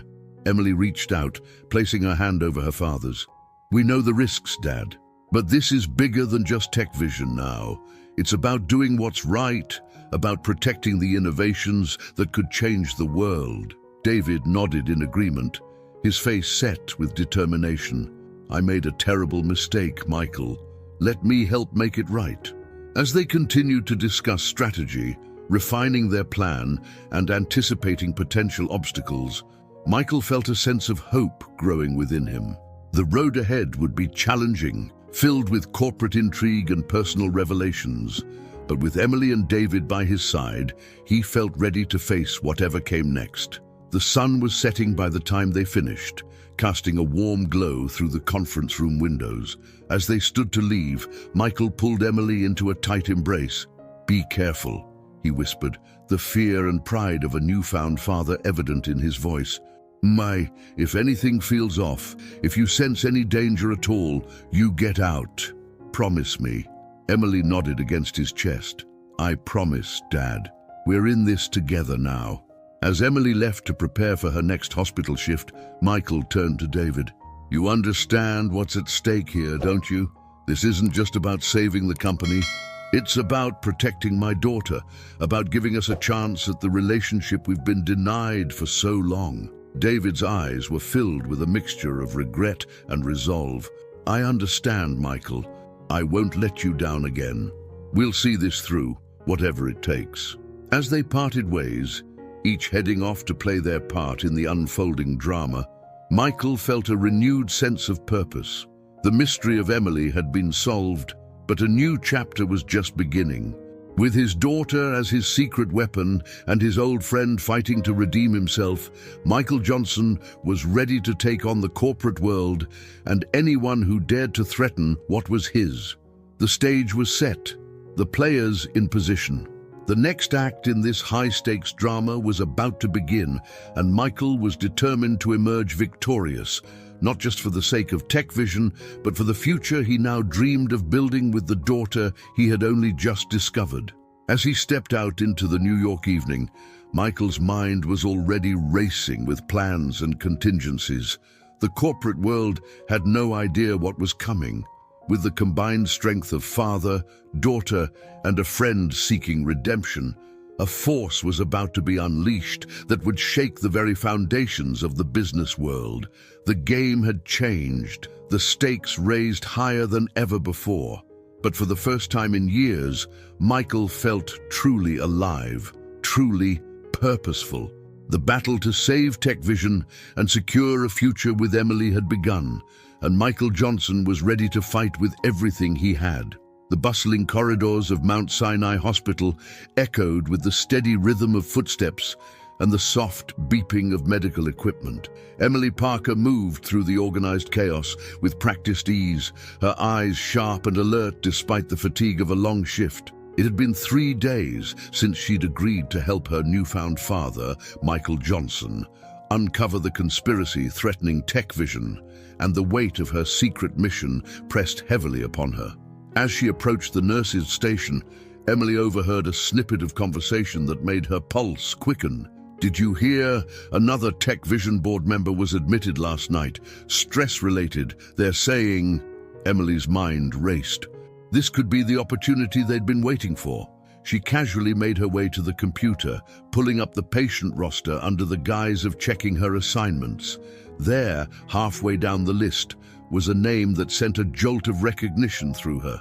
Richard Tanner, one of the board members Michael had mentioned as being deeply involved in the global communications deal. With practiced nonchalance, Emily volunteered to take on Mr. Tanner's care for the shift. As she made her way to his private room, she steeled herself for the task ahead. The plan was simple: gather information, keep her ears open, and report back to Michael. But the reality of what she was doing, essentially spying on a patient, made her stomach churn with guilt and anxiety. Emily took a deep breath, centering herself as she'd been taught in nursing school. She visualized a calm, professional demeanor, letting it settle over her like a protective shield. With one last steadying breath, she pushed open the door to Richard Tanner's room. The man lying in the hospital bed looked nothing like the powerful executive Emily had imagined. Richard Tanner was pale and drawn, dark circles under his eyes betraying the stress that had landed him in the hospital. As Emily approached, his gaze flickered to her, a mix of wariness and resignation in his eyes. "Good morning, Mr. Tanner." Emily said, her voice warm and professional. I'm Emily, and I'll be taking care of you during this shift. How are you feeling? Richard's response was cut off by a fit of coughing. Emily quickly poured him a glass of water, supporting his back as he sipped slowly. Thank you, Richard said, his voice hoarse. I've been better, to be honest. This whole situation, it's taken more of a toll than I expected. Emily's ears perked up at his words, but she kept her expression neutral. I'm sorry to hear that. Is there anything specific that's been causing you stress? Sometimes talking about it can help. Richard let out a bitter laugh. Unless you can turn back time and undo a series of monumentally bad decisions, I'm not sure there's much that can help. Emily's heart raced. This was it, the opening she'd been waiting for. She perched on the edge of the visitor's chair, her body language open and inviting. Sometimes an outside perspective can be helpful. If you'd like to talk, I'm here to listen. For a moment, Richard seemed to consider her offer. Then, as if a dam had broken, words began to pour out of him. I've spent my entire career building something I believed in, he began, his voice heavy with regret. Tech Vision was more than just a company to me. It was a vision of the future, a chance to make the world better through innovation. And now I've thrown it all away for what? A bigger payday. The promise of more power. Emily listened intently, her mind working overtime to process the information while maintaining her compassionate facade. It sounds like you're carrying a heavy burden, Mr. Tanner. What exactly happened? Richard's eyes darted to the door as if checking for eavesdroppers. When he spoke again, his voice was low and urgent. We made a deal with the devil. That's what happened. Global communications. They promised us the world, a merger that would make us unstoppable, but it was all a lie. Emily leaned in, her voice gentle but probing. A lie? How so? They never intended to merge, Richard said, his words tumbling out in a rush. It was a takeover from the start. They've been positioning themselves to strip Tech Vision for parts, to absorb our innovations and eliminate us as a competitor, and I helped them do it. The gravity of Richard's confession hit Emily like a physical blow. This was exactly the kind of information her father needed. But as she looked at the broken man before her, she felt a surge of unexpected sympathy. Mr. Tanner, she said carefully, it sounds like you regret your involvement in this situation. Is there anything you can do to make it right? Richard's laugh was hollow. Make it right. I'm not sure that's possible. Michael Johnson. He trusted us. He built that company from nothing, and we betrayed him. Even if I wanted to come clean, it's too late. The wheels are already in motion. Emily's mind raced. This was her chance to push, to gather more concrete information, but she had to be careful not to reveal her true motives. It's never too late to do the right thing, she said, infusing her words with conviction. If you truly believe in what Tech Vision stands for, isn't it worth fighting for? Richard's eyes met hers, a flicker of hope battling with resignation. You don't understand. The people involved in this, they're powerful, dangerous. If I were to speak out, the consequences could be severe. Emily's heart pounded in her chest. She was walking a dangerous line, but she couldn't back down now. Sometimes doing the right thing requires courage, Mr. Tanner. And it sounds like you have a lot to fight for. Not just the company, but your own integrity. For a long moment, Richard was silent, his gaze fixed on the window overlooking the New York skyline. When he finally spoke, his voice was barely above a whisper. Maybe you're right. Maybe it's time to face the music, to try and salvage what's left of my conscience. He turned back to Emily, his eyes searching her face. You remind me of someone, you know. There's something in your eyes, a strength, a determination. It reminds me of Michael, actually. Emily's breath caught in her throat. Had she pushed too far, given away too much? She forced a small laugh, trying to deflect. I'll take that as a compliment, Mr. Tanner. Now, why don't we focus on getting you feeling better? The first step to facing any challenge is making sure you're at your strongest. As Emily went through the motions of checking Richard's vitals and adjusting his medication, Her mind was a whirlwind of thoughts and plans. She had to get this information to her father as soon as possible. But more than that, she realized that Richard Tanner could be a powerful ally in their fight to save TechVision. The rest of her shift passed in a blur of routine tasks and stolen moments of reflection. As soon as she was off duty, Emily rushed to a quiet corner of the hospital, her fingers flying over her phone's keypad as she sent an encrypted message to Michael. Major breakthrough. Tanner admitted to hospital. Confessed involvement in global takeover plan. Seems remorseful. Potential ally? Need to meet ASAP. As she waited for a response, Emily leaned against the wall, suddenly overwhelmed by the magnitude of what she was involved in. She was no longer just Michael Johnson's long-lost daughter or a dedicated nurse. She was now a key player in a high-stakes corporate drama, with the fate of a multi-billion-dollar company hanging in the balance. Her phone buzzed with Michael's reply, "Excellent work. Meet me at the safe house in 1 hour. We need to strategize our next move." As Emily gathered her things and prepared to leave the hospital, she caught sight of her reflection in a window. The woman staring back at her looked different somehow, stronger, more determined. She was no longer just Emily Parker, nursing student. She was Emily Johnson, daughter of a tech mogul, and she was ready to fight for her newfound family and the future they deserved. With one last glance at Richard Tanner's room, Emily stepped out into the New York evening, her mind already racing with plans and possibilities. The game had changed, and she was now a central player. As she hailed a taxi to take her to the safe house, Emily felt a mix of fear and exhilaration coursing through her veins. The stage was set for the next act in this high-stakes drama, and Emily was determined to play her part to perfection. With her father's guidance and her own growing confidence, she knew that together they stood a chance of unraveling the conspiracy and saving TechVision from those who sought to destroy it. As the taxi wove through the busy streets, Emily's resolve hardened. She had spent years wondering about her father, imagining what it would be like to be part of his world. Now that she was here, in the thick of it all, she was determined not to let him down. Whatever challenges lay ahead, whatever dangers they might face, Emily knew one thing for certain. She was exactly where she was meant to be. The next phase of their plan was about to begin, and Emily Johnson was ready to face it head-on, armed with the strength of her newfound family and the determination to right the wrongs that threatened to tear their world apart. The safe house was a nondescript brownstone in a quiet Brooklyn neighborhood, its exterior giving no hint of the high-stakes drama unfolding within. As Emily climbed the steps, her heart raced with a mixture of anticipation and nervousness. She was about to dive deeper into a world of corporate intrigue that she had only glimpsed from the periphery until now. Michael opened the door before she could knock, ushering her inside with a quick glance up and down the street.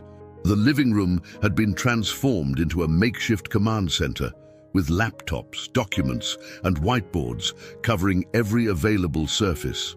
"Emily," Michael said, pulling her into a quick hug. "Are you all right? Were you followed?" Emily shook her head, still somewhat overwhelmed by the cloak and dagger atmosphere. "No, I don't think so.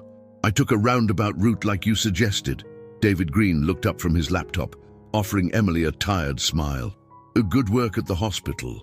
That information about Tanner could be the break we've been waiting for." As Emily settled onto the couch, Michael began to pace, his mind clearly racing with possibilities. "Okay, let's go over what we know. Emily, tell us everything Tanner said, every detail you can remember." Emily took a deep breath, centering herself as she recalled the conversation. As she spoke, she noticed Michael and David exchanging significant glances, their expressions growing more serious with each revelation. "So Tanner confirmed that Global Communications never intended a true merger," Michael said when Emily finished. "They've been planning a hostile takeover from the start." David nodded grimly. "It fits with what we've uncovered about their recent acquisitions. They've been quietly buying up companies that complement TechVision's core technologies.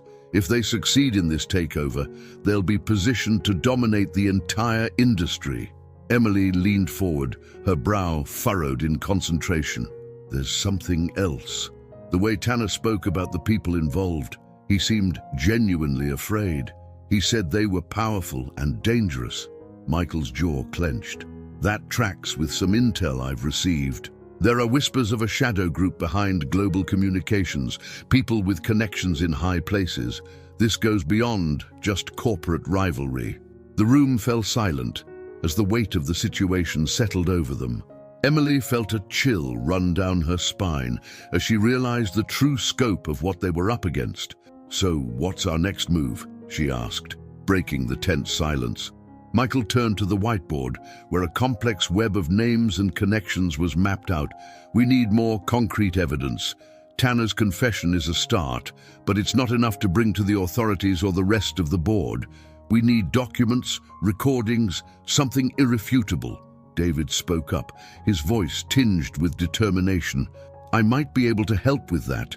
I still have access to most of the confidential files. If I'm careful, I might be able to download some incriminating documents without raising suspicion." Michael nodded approvingly. "Good, but be careful, David. If they catch wind of what we're doing—" "I know," David said solemnly. "I'll tread lightly." Emily felt a surge of protectiveness towards her father and this man who was clearly trying to redeem himself. "What about me? What can I do to help?" Michael turned to her, his expression a mixture of pride and concern. "Your role is crucial, Emily. Tanner trusts you now. If you can get him to open up more, maybe even convince him to turn state's evidence, it could blow this whole thing wide open." Emily nodded, her mind already racing with ideas on how to approach Tanner.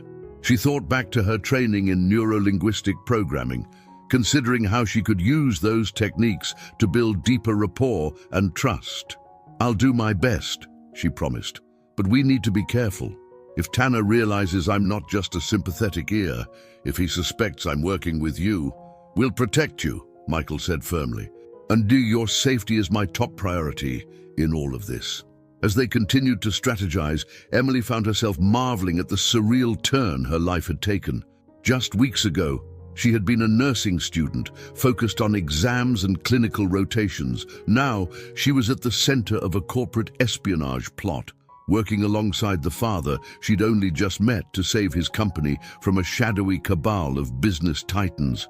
Hours passed as they pored over documents, cross-referenced information, and refined their plan. The sun was beginning to set when Michael finally called for a break. "We've made good progress," he said, rubbing his tired eyes, "but we need to be careful not to burn ourselves out. This is a marathon, not a sprint." As David packed up his laptop and prepared to leave, Emily found herself alone with Michael for the first time since arriving. She watched as her father stared out the window, his expression pensive. "Dad," she said softly, still marveling at how natural the word felt on her tongue. "Are you okay?" Michael turned to her, a small smile softening his features. "I'm fine, sweetheart. Just processing everything. You know, in all my years in business, I never imagined I'd be in a situation like this. And I certainly never dreamed I'd be facing it with a daughter I didn't know I had." Emily moved to stand beside him, following his gaze out to the Brooklyn skyline. "Life has a way of throwing curveballs, doesn't it? But I'm glad we're in this together." Michael wrapped an arm around her shoulders, pulling her close. "So am I, Emily. So am I. I wish I had known about you sooner." All those years we missed. Emily leaned into her father's embrace, feeling a lump form in her throat. "We can't change the past, Dad, but we're here now, and we're fighting for our future. That's what matters." As they stood there, father and daughter united against a common threat, Emily felt a sense of purpose and belonging she had never experienced before. The road ahead was fraught with danger and uncertainty, but in that moment, she knew with absolute certainty that she was exactly where she was meant to be. The next morning found Emily back at Mount Sinai Hospital, her mind sharp despite the late night of strategizing. As she made her way to Richard Tanner's room, she ran through the techniques she had practiced, preparing herself to delve deeper into the conspiracy while maintaining her cover as a caring nurse.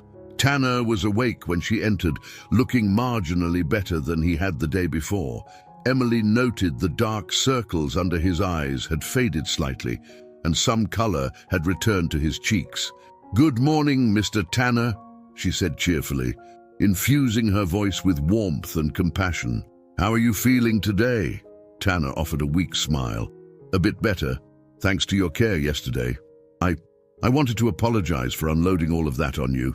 It wasn't professional of me." Emily shook her head, moving to check his vitals. "There's no need to apologize. Sometimes we all need someone to talk to, especially when we're carrying heavy burdens." As she worked, Emily carefully steered the conversation back to the topics they had discussed the day before, using subtle prompts and open-ended questions to encourage Tanner to open up further. "You mentioned yesterday that you felt like you had betrayed Michael Johnson's trust," she said softly. "Have you considered reaching out to him, explaining the situation?" Tanner's expression darkened. "It's not that simple. The people involved in this, they have eyes and ears everywhere. If they even suspected I was thinking of coming clean."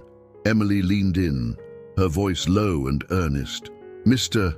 Tanner, I may just be a nurse, but I've seen enough in my time here to know that living with that kind of fear and guilt can be more damaging than any external threat.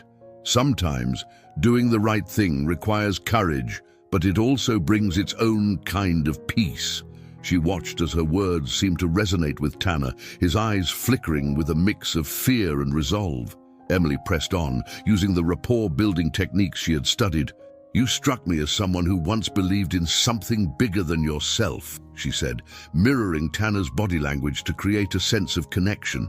"The way you spoke about tech vision, about innovation and making the world better, that passion doesn't just disappear, it's still there, isn't it?"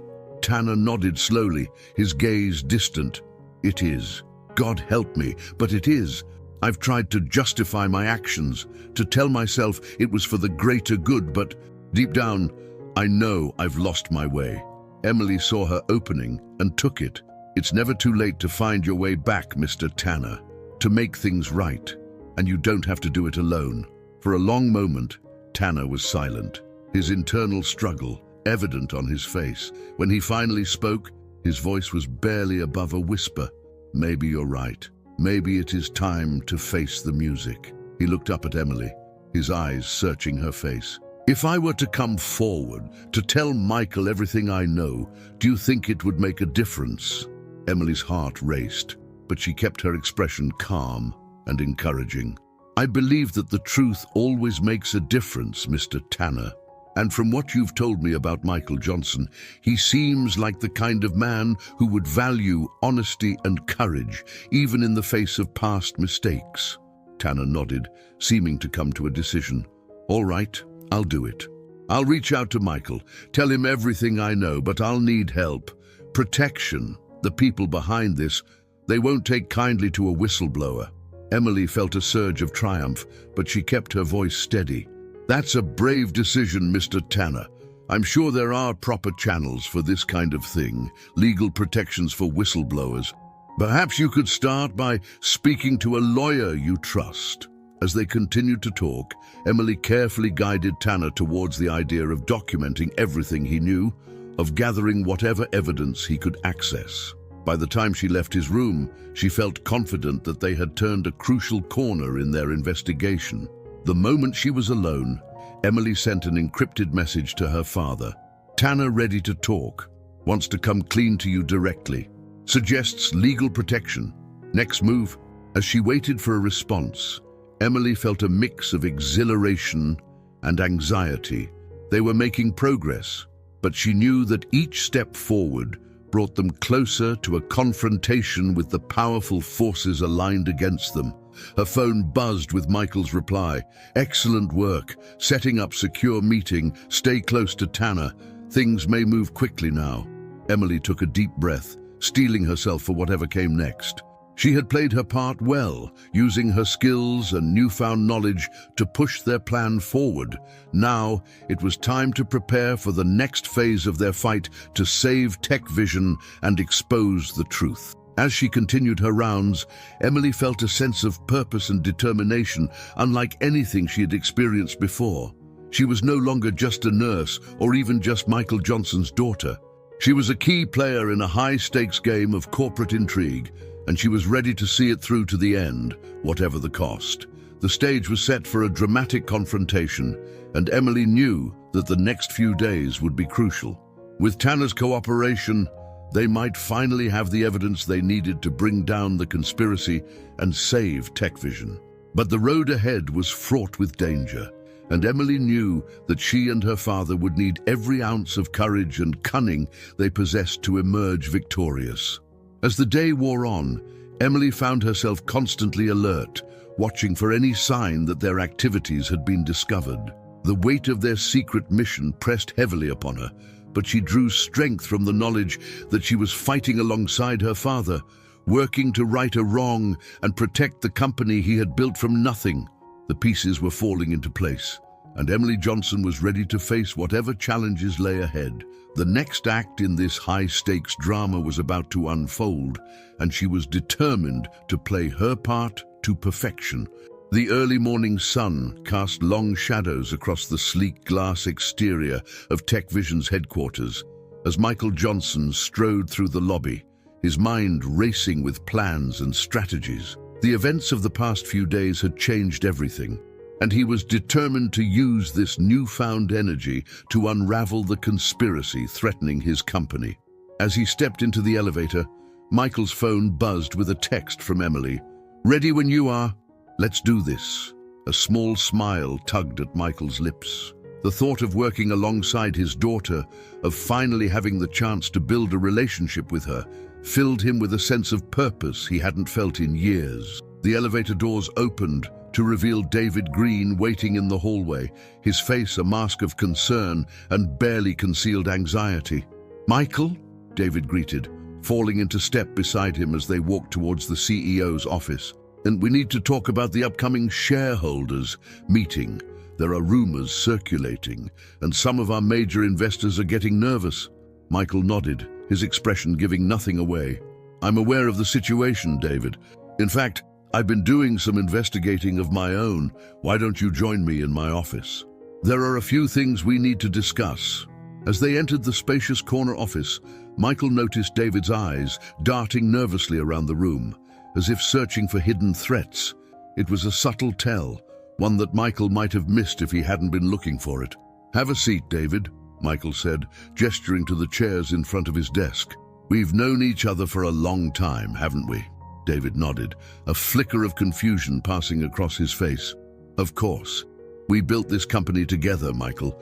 You know, I've always had TechVision's best interests at heart."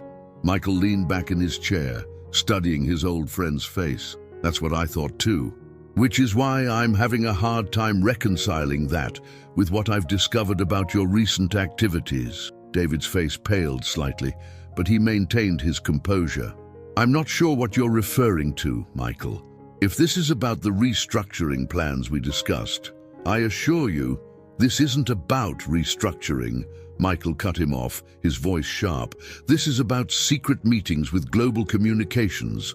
This is about plans to sell out TechVision, to strip it for parts, and hand over our innovations to our biggest competitor." David's facade crumbled, his eyes widening in shock. Who told you about that?" Michael's gaze was steely as he replied. "It doesn't matter how I know. What matters is that I do know, David. I know everything. The question is, what are you going to do about it?" For a moment, David looked like he might try to deny it, to concoct some explanation or excuse. But then his shoulders sagged, the weight of his actions finally settling upon him. "I never meant for it to go this far," David said, his voice barely above a whisper. "When you had that heart attack, everything was thrown into chaos. Global approached us with an offer that seemed too good to pass up. I thought I was protecting the company, ensuring its survival if you didn't recover." Michael's jaw clenched, anger and disappointment warring within him. "And when I did recover, when it became clear that TechVision wasn't in danger, why continue with this plan, David? David ran a hand through his hair, his face a mask of regret. It spiraled out of control. Global kept sweetening the deal, promising more and more. Before I knew it, I was in too deep to back out. As David continued to explain, laying bare the extent of his involvement in the conspiracy, Michael's mind raced. He thought of Emily, waiting to play her part in uncovering the truth. He thought of the years of friendship and trust that had been shattered in a matter of days. "Here's what's going to happen," Michael said, his voice leaving no room for argument. "You're going to tell me everything. Every meeting, every deal, every person involved, and then you're going to help me put a stop to it." David's head snapped up, surprise evident on his face. You're not firing me." Michael's expression was grim. "Don't mistake this for forgiveness, David. You're going to work harder than you've ever worked in your life to fix this mess. And when it's over, when we've saved Tech Vision from the disaster you nearly led us into, then we'll discuss your future with the company." As David nodded, a mix of relief and determination settling over his features, Michael's phone buzzed with another text from Emily. "In position, waiting for your signal." Michael stood, gesturing for David to follow him. "Come on, there's someone I want you to meet." As they made their way through the building, Michael filled David in on his plan. They would gather evidence, build a case against Global Communications and the board members involved in the conspiracy. And at the center of it all was Emily, positioned to overhear crucial conversations and gather intel that would be impossible for Michael to access directly. When they reached the small conference room where Emily was waiting, Michael paused, his hand on the doorknob. "David, what you're about to learn, it's going to change everything. Are you ready for that?" David nodded, a flicker of the old loyalty shining in his eyes. "I'm ready, Michael, whatever it takes to make this right." As Michael opened the door, revealing Emily sitting at the conference table, he felt a surge of pride and anticipation. This was it. The moment when everything would change, when the fight to save Tech Vision would truly begin. "David," Michael said, his voice filled with a mixture of emotions, "I'd like you to meet Emily, my daughter." David's jaw dropped, his eyes darting between Michael and Emily in disbelief. "Your daughter? But how?" When Emily stood, extending her hand to David with a small smile. "It's a long story, Mr. Green, one that we don't have time for right now. What matters is that I'm here to help, and we have a lot of work to do." As the three of them settled around the conference table, Michael laid out the plan. Emily would continue her clinical rotations at the hospital, keeping an ear out for any conversations between board members or Global Communications representatives. David would work from the inside, feeding them information and helping to set up meetings where crucial information could be overheard. "This isn't going to be easy," Michael warned, his gaze moving between his daughter and his oldest friend. "What we're doing, it's dangerous. If Global or the compromised board members find out what we're up to, the consequences could be severe." Emily reached out, placing her hand over her father's. "We know the risks, Dad, but this is bigger than just Tech Vision now. It's about doing what's right, about protecting the innovations that could change the world." David nodded in agreement, his face set with determination. "I made a terrible mistake, Michael. Let me help make it right." As they continued to discuss strategy, refining their plan and anticipating potential obstacles, Michael felt a sense of hope growing within him. The road ahead would be challenging, filled with corporate intrigue and personal revelations. But with Emily and David by his side, he felt ready to face whatever came next. The sun was setting by the time they finished, casting a warm glow through the conference room windows. As they stood to leave, Michael pulled Emily into a tight embrace. "Be careful," he whispered, the fear and pride of a newfound father evident in his voice. If anything feels off, if you sense any danger at all, you get out. Promise me." Emily nodded against his chest. "I promise, Dad. We're in this together now." As Emily left to prepare for her next hospital shift, Michael turned to David. "You understand what's at stake here, don't you? This isn't just about saving the company. It's about protecting my daughter, about giving us a chance at the relationship we've been denied for so long. David's eyes were filled with a mixture of regret and resolve. I understand, Michael. I won't let you down again. We'll see this through, whatever it takes. As they parted ways, each heading off to play their part in the unfolding drama, Michael felt a renewed sense of purpose. The mystery of Emily had been solved, but a new chapter was just beginning. With his daughter as his secret weapon and his old friend fighting to redeem himself, Michael Johnson was ready to take on the corporate world and anyone who dared to threaten what was his. The stage was set, the players in position. The next act in this high-stakes drama was about to begin, and Michael was determined to emerge victorious, not just for the sake of TechVision, but for the future he now dreamed of building with the daughter he had only just discovered. As he stepped out into the New York evening, Michael's mind was already racing with plans and contingencies. The corporate world had no idea what was coming. With the combined strength of father, daughter, and a friend seeking redemption, a force was about to be unleashed that would shake the very foundations of the business world. The game had changed, the stakes raised higher than ever before. But for the first time in years, Michael felt truly alive, truly purposeful. The battle to save TechVision and secure a future with Emily had begun, and Michael Johnson was ready to fight with everything he had. The early morning sun cast long shadows across the polished floors of TechVision's headquarters as Emily Parker made her way through the lobby. Her heart raced with a mixture of excitement and apprehension. Today was the day she would put their plan into action, infiltrating the very heart of the conspiracy that threatened her father's company. As she approached the reception desk, Emily took a deep breath, centering herself. She had rehearsed this moment countless times with Michael and David, but the reality of it still sent a shiver down her spine. "Good morning," she said, her voice steady and confident. "I'm here to see Mr. Johnson. I have an appointment." The receptionist, a young woman with a friendly smile, checked her computer. "Of course, Miss Parker. Mr. Johnson is expecting you. Please take the elevator to the 50th floor. His assistant will meet you there." Emily nodded her thanks, trying to calm the butterflies in her stomach as she stepped into the elevator. As the doors closed, she caught a glimpse of her reflection in the mirrored walls. The smart business suit and carefully styled hair made her look older, more sophisticated. For a moment, she barely recognized herself. The elevator chimed, and Emily stepped out onto the executive floor. Sarah, Michael's assistant, was waiting for her with a warm smile. "Ms. Parker, welcome to TechVision," Sarah greeted, extending her hand. "Mr. Johnson is just finishing up a call. Please, follow me." As they walked through the bustling office, Emily's eyes darted around, taking in every detail.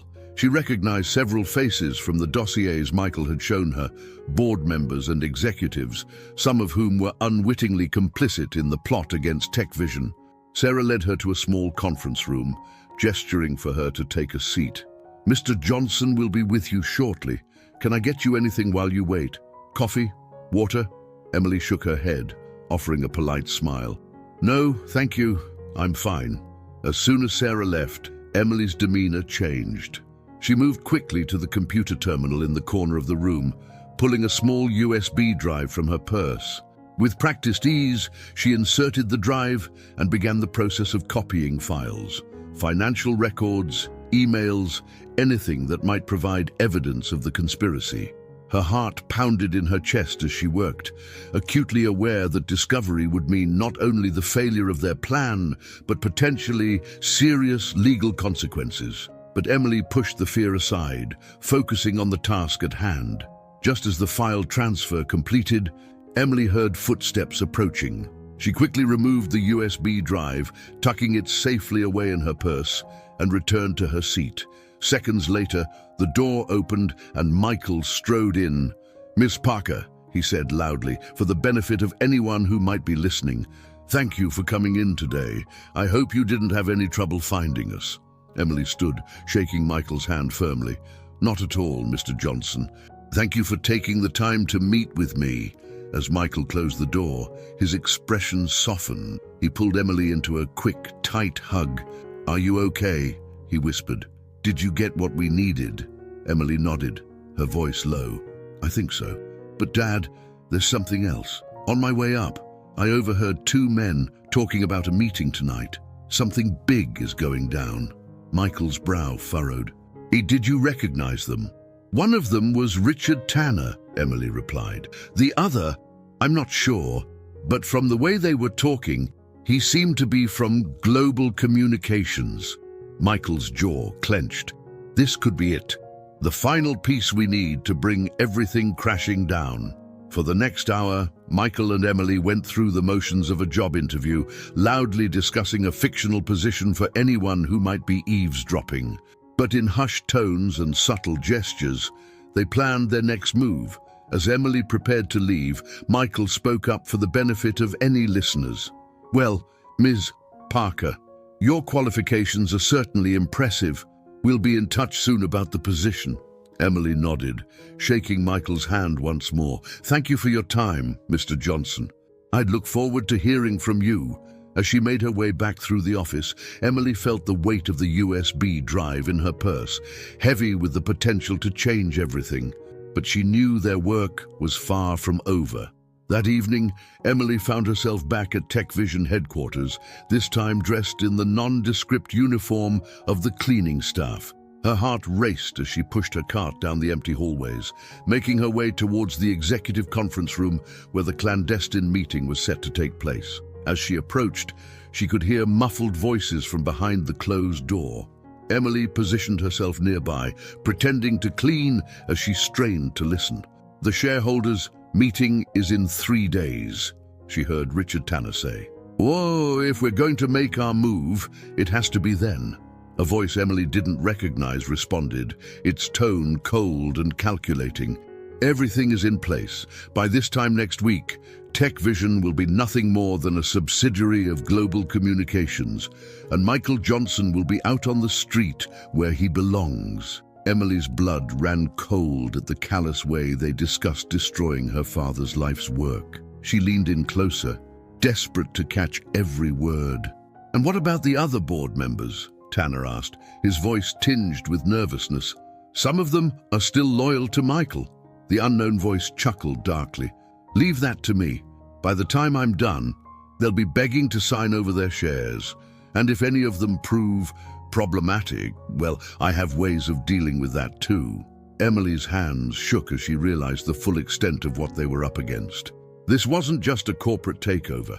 These people were willing to go to any lengths to get what they wanted. Just then, the door to the conference room began to open. Emily's heart leapt into her throat as she quickly busied herself with her cleaning cart, keeping her head down. Richard Tanner emerged, followed by a tall, imposing man Emily didn't recognize. As they walked past her, she caught a glimpse of the stranger's face, sharp features, cold eyes, and a cruel twist to his lips that sent a shiver down her spine. "Remember, Tanner," the man said as they moved down the hallway, "there's no turning back now. You're in this to the end, one way or another." As their footsteps faded, Emily let out a shaky breath. She had to get this information to Michael immediately. The stakes had just been raised even higher, and time was running out. With trembling hands, Emily pulled out her phone and sent an encrypted message to her father. "Meeting overheard. Global's plan in motion. Shareholders. Meeting is the target. Serious threats made. We need to act fast." As she waited for a response, Emily's mind raced with the implications of what she'd heard. The conspiracy was even more far-reaching and dangerous than they had initially thought. And now, with only 3 days until the shareholders' meeting, they were in a race against time to save TechVision and protect her father. Emily's phone buzzed with Michael's reply, "Get out of there now. Meet at the safe house in 1 hour. Be careful." As she made her way out of the building, Emily's heart pounded with a mixture of fear and determination. She had always dreamed of having a relationship with her father, but she never imagined it would involve corporate espionage and life-threatening situations. Yet, as she stepped out into the cool night air, Emily felt a surge of resolve. This was her family now, and she would do whatever it took to protect it. The next 3 days would determine not just the fate of TechVision, but the future of her newfound relationship with Michael. As she hailed a taxi, Emily steeled herself for the challenges ahead. The final act in this high-stakes drama was about to unfold, and she was determined to see it through to the end, no matter the cost. The taxi wove through the late-night traffic of New York City, and Emily found herself staring out at the glittering skyline. Somewhere out there, powerful forces were aligning against her father and everything he had built. But they had underestimated the strength of the bond between a father and the daughter he had only just discovered. Emily's hand instinctively went to her purse, feeling the outline of the USB drive that held crucial evidence. They had the information, they had the determination, and now they had a deadline. The next 3 days would be a whirlwind of planning, preparation, and calculated risks. As the taxi pulled up to the safe house, Emily took a deep breath, centering herself. She was no longer just Emily Parker, nursing student. She was Emily Johnson, daughter of Michael Johnson, and she was ready to fight for her family and their future. With renewed purpose, Emily stepped out of the taxi and made her way to the safe house. The final battle was about to begin, and she was prepared to face it head-on, armed with the strength of her newfound family and the determination to right the wrongs that threatened to tear their world apart. The stage was set, the players were in position, and the clock was ticking. Emily Johnson was ready to play her part in the most important fight of her life, knowing that the fate of TechVision and her relationship with her father hung in the balance. The bustling atrium of TechVision's headquarters was abuzz with anticipation as journalists, industry analysts, and curious onlookers gathered for the hastily called press conference. Rumors had been swirling for days about a major announcement from the tech giant, and the air was thick with speculation. Michael Johnson stood behind the curtain, his heart racing as he reviewed his notes one last time. The past 72 hours had been a whirlwind of activity, a desperate race against time to gather evidence, strategize, and prepare for this moment. He glanced to his left, where Emily stood, her face a mask of determination. "Are you ready for this?" Michael asked softly, reaching out to squeeze his daughter's hand. Emily nodded, her eyes shining with a mixture of nervousness and resolve. "As ready as I'll ever be." "Let's do this, Dad." On Michael's other side, David Green shifted uncomfortably. The weight of his past actions and the role he was about to play in exposing the conspiracy weighed heavily upon him. "Michael," he began, his voice barely above a whisper, "are you sure about this? Once we go public, there's no turning back." Michael's jaw set in a firm line as he turned to face his old friend. "We're sure, David. It's time to bring everything into the light." "Are you with us?" David took a deep breath, squaring his shoulders. "I'm with you, all the way." As the clock struck 10 a.m., Sarah, Michael's assistant, stepped out onto the stage to introduce him. The murmur of the crowd died down as anticipation built. "Ladies and gentlemen, please welcome the CEO and founder of TechVision, Mr. Michael Johnson." Michael strode onto the stage, his presence commanding immediate attention. As he approached the podium, he could feel the weight of countless eyes upon him. Cameras flashed, and the soft whir of video equipment filled the air. "Good morning," Michael began, his voice steady and clear. "Thank you all for coming on such short notice. I've called this press conference to address some serious issues that have come to light regarding TechVision and its future." He paused, letting the gravity of his words sink in. The room was silent, every person hanging on his next words. "For the past several weeks, I have been investigating a conspiracy within TechVision, a plot to sell out our company, to hand over our innovations and our future to our biggest competitor, Global Communications." A collective gasp rippled through the crowd, followed by a flurry of whispers and the furious scribbling of reporters' pens. Michael held up a hand, calling for silence. I know these are serious allegations, but I stand before you today with irrefutable evidence of this conspiracy. Evidence that implicates not only members of TechVision's board, but also high-ranking executives at Global Communications. He gestured to the large screen behind him, where a series of emails, financial records, and transcribed conversations began to appear. What you're seeing now is just a small sample of the evidence we've uncovered. It details secret meetings, undisclosed financial transactions, and plans to manipulate TechVision's stock price to facilitate a hostile takeover. As Michael continued to lay out the evidence, the room erupted into a frenzy of questions and exclamations. Reporters shouted for clarification, while industry analysts furiously tapped away at their tablets, trying to process the bombshell revelations. "Mr. Johnson," a voice called out from the crowd. "Okay, are you saying that members of your own board were involved in this conspiracy?" Michael nodded grimly. "Yes, I am. And I want to be clear, this goes beyond just corporate maneuvering. The individuals involved were willing to go to extreme lengths to achieve their goals, including threats and intimidation." Another reporter stood up. "What about Global Communications? How deep does their involvement go?" "Our investigation has revealed that this conspiracy reaches the highest levels of Global's leadership," Michael replied. "We have evidence of their CEO, Jonathan Ryder, personally orchestrating key aspects of this takeover attempt." As Michael continued to field questions, Emily watched from the wings, her heart swelling with pride. This was the moment they had been working towards, the culmination of their efforts to save TechVision and expose the truth. Suddenly, a commotion at the back of the room caught Emily's attention. She saw Richard Tanner pushing his way through the crowd, his face a mask of panic and anger. "Johnson!" Tanner shouted, his voice cutting through the noise. "You have no idea what you're doing. You're going to destroy everything." Security guards moved to intercept Tanner, but Michael held up a hand, stopping them. "Let him speak," he said, his voice calm but firm. As Tanner reached the front of the room, Michael addressed him directly. "Mr. Tanner, would you like to add anything to what I've presented here today? Perhaps you'd like to explain your role in this conspiracy." Tanner's face paled as he realized the extent of Michael's knowledge. For a moment, he looked like he might try to deny everything, but then something in him seemed to break. "It wasn't supposed to go this far," Tanner said, his voice cracking. "We thought we were doing what was best for the company, but it spiraled out of control.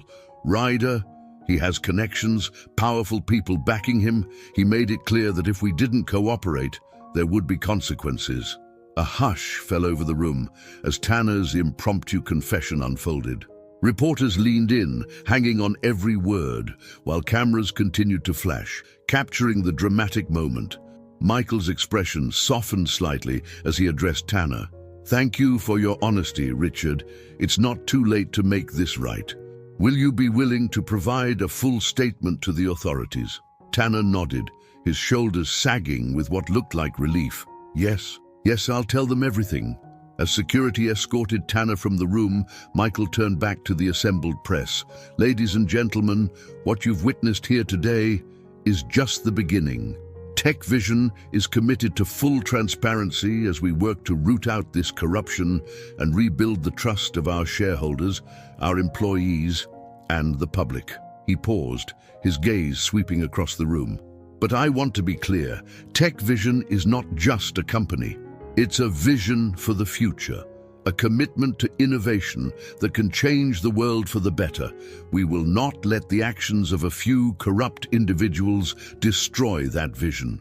As Michael continued to speak, outlining TechVision's plans for the future and their commitment to ethical business practices, Emily felt a tap on her shoulder. She turned to see David, his face pale but determined. "It's time," he said softly. Emily nodded, taking a deep breath to steady herself. This was the moment they had prepared for, the final piece of their plan to expose the full extent of the conspiracy. As Michael wrapped up his statement, he gestured towards the side of the stage. "Before we open the floor for questions, There's someone else you need to hear from, someone who has been instrumental in uncovering this conspiracy and bringing the truth to light." Emily stepped out onto the stage, her heart pounding but her steps steady.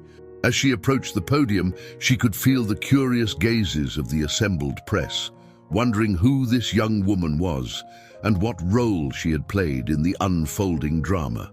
Michael placed a hand on Emily's shoulder, a gesture of support and pride. "Ladies and gentlemen, I'd like to introduce you to Emily Johnson, my daughter."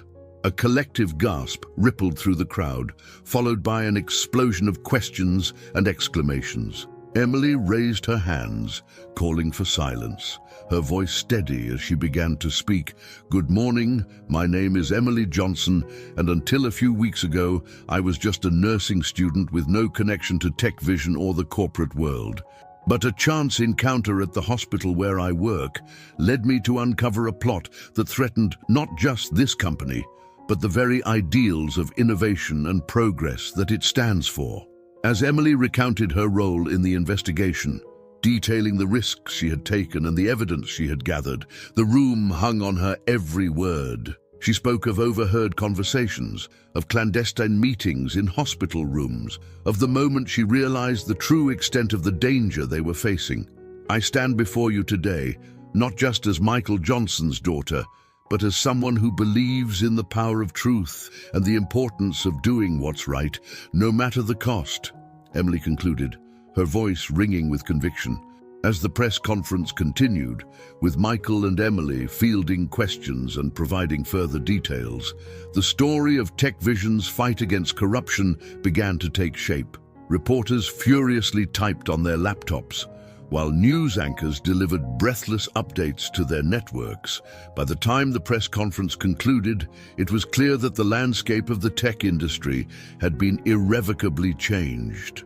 The hashtag #TechVisionExposed was trending worldwide, and social media was ablaze with discussions about corporate ethics and the power of whistleblowers. As Michael and Emily made their way off the stage, they were met by David, who had been watching from the wings. "You did it," David said, his voice filled with a mixture of awe and relief. "You actually pulled it off," Michael nodded, pulling both Emily and David into a tight embrace. "We did it," he corrected. "All of us together." As they stood there, surrounded by the chaos of the aftermath, Emily felt a sense of closure washing over her. The journey that had begun with a mysterious warning in a hospital room had led her here, to a place she never could have imagined. But as they broke apart, all three aware that their work was far from over, Emily caught sight of a familiar face in the crowd. The man she had seen with Tanner, the one with the cold eyes and cruel smile. He was watching them intently, his expression unreadable. A chill ran down Emily's spine as she realized that while they had won this battle, the war was far from over. The forces aligned against them were powerful and far-reaching, and they would not take this defeat lying down. As if sensing her unease, Michael squeezed Emily's hand. "Are you okay?" he asked softly. Emily nodded, forcing a smile. "I'm fine, Dad. Just processing everything." As they made their way through the crowd, fielding congratulations and dodging further questions from persistent reporters, Emily couldn't shake the feeling that they were standing on the precipice of something even bigger than they had imagined. The truth had been exposed, but at what cost? And what challenges still lay ahead for the newly united Johnson family and the company they had fought so hard to protect?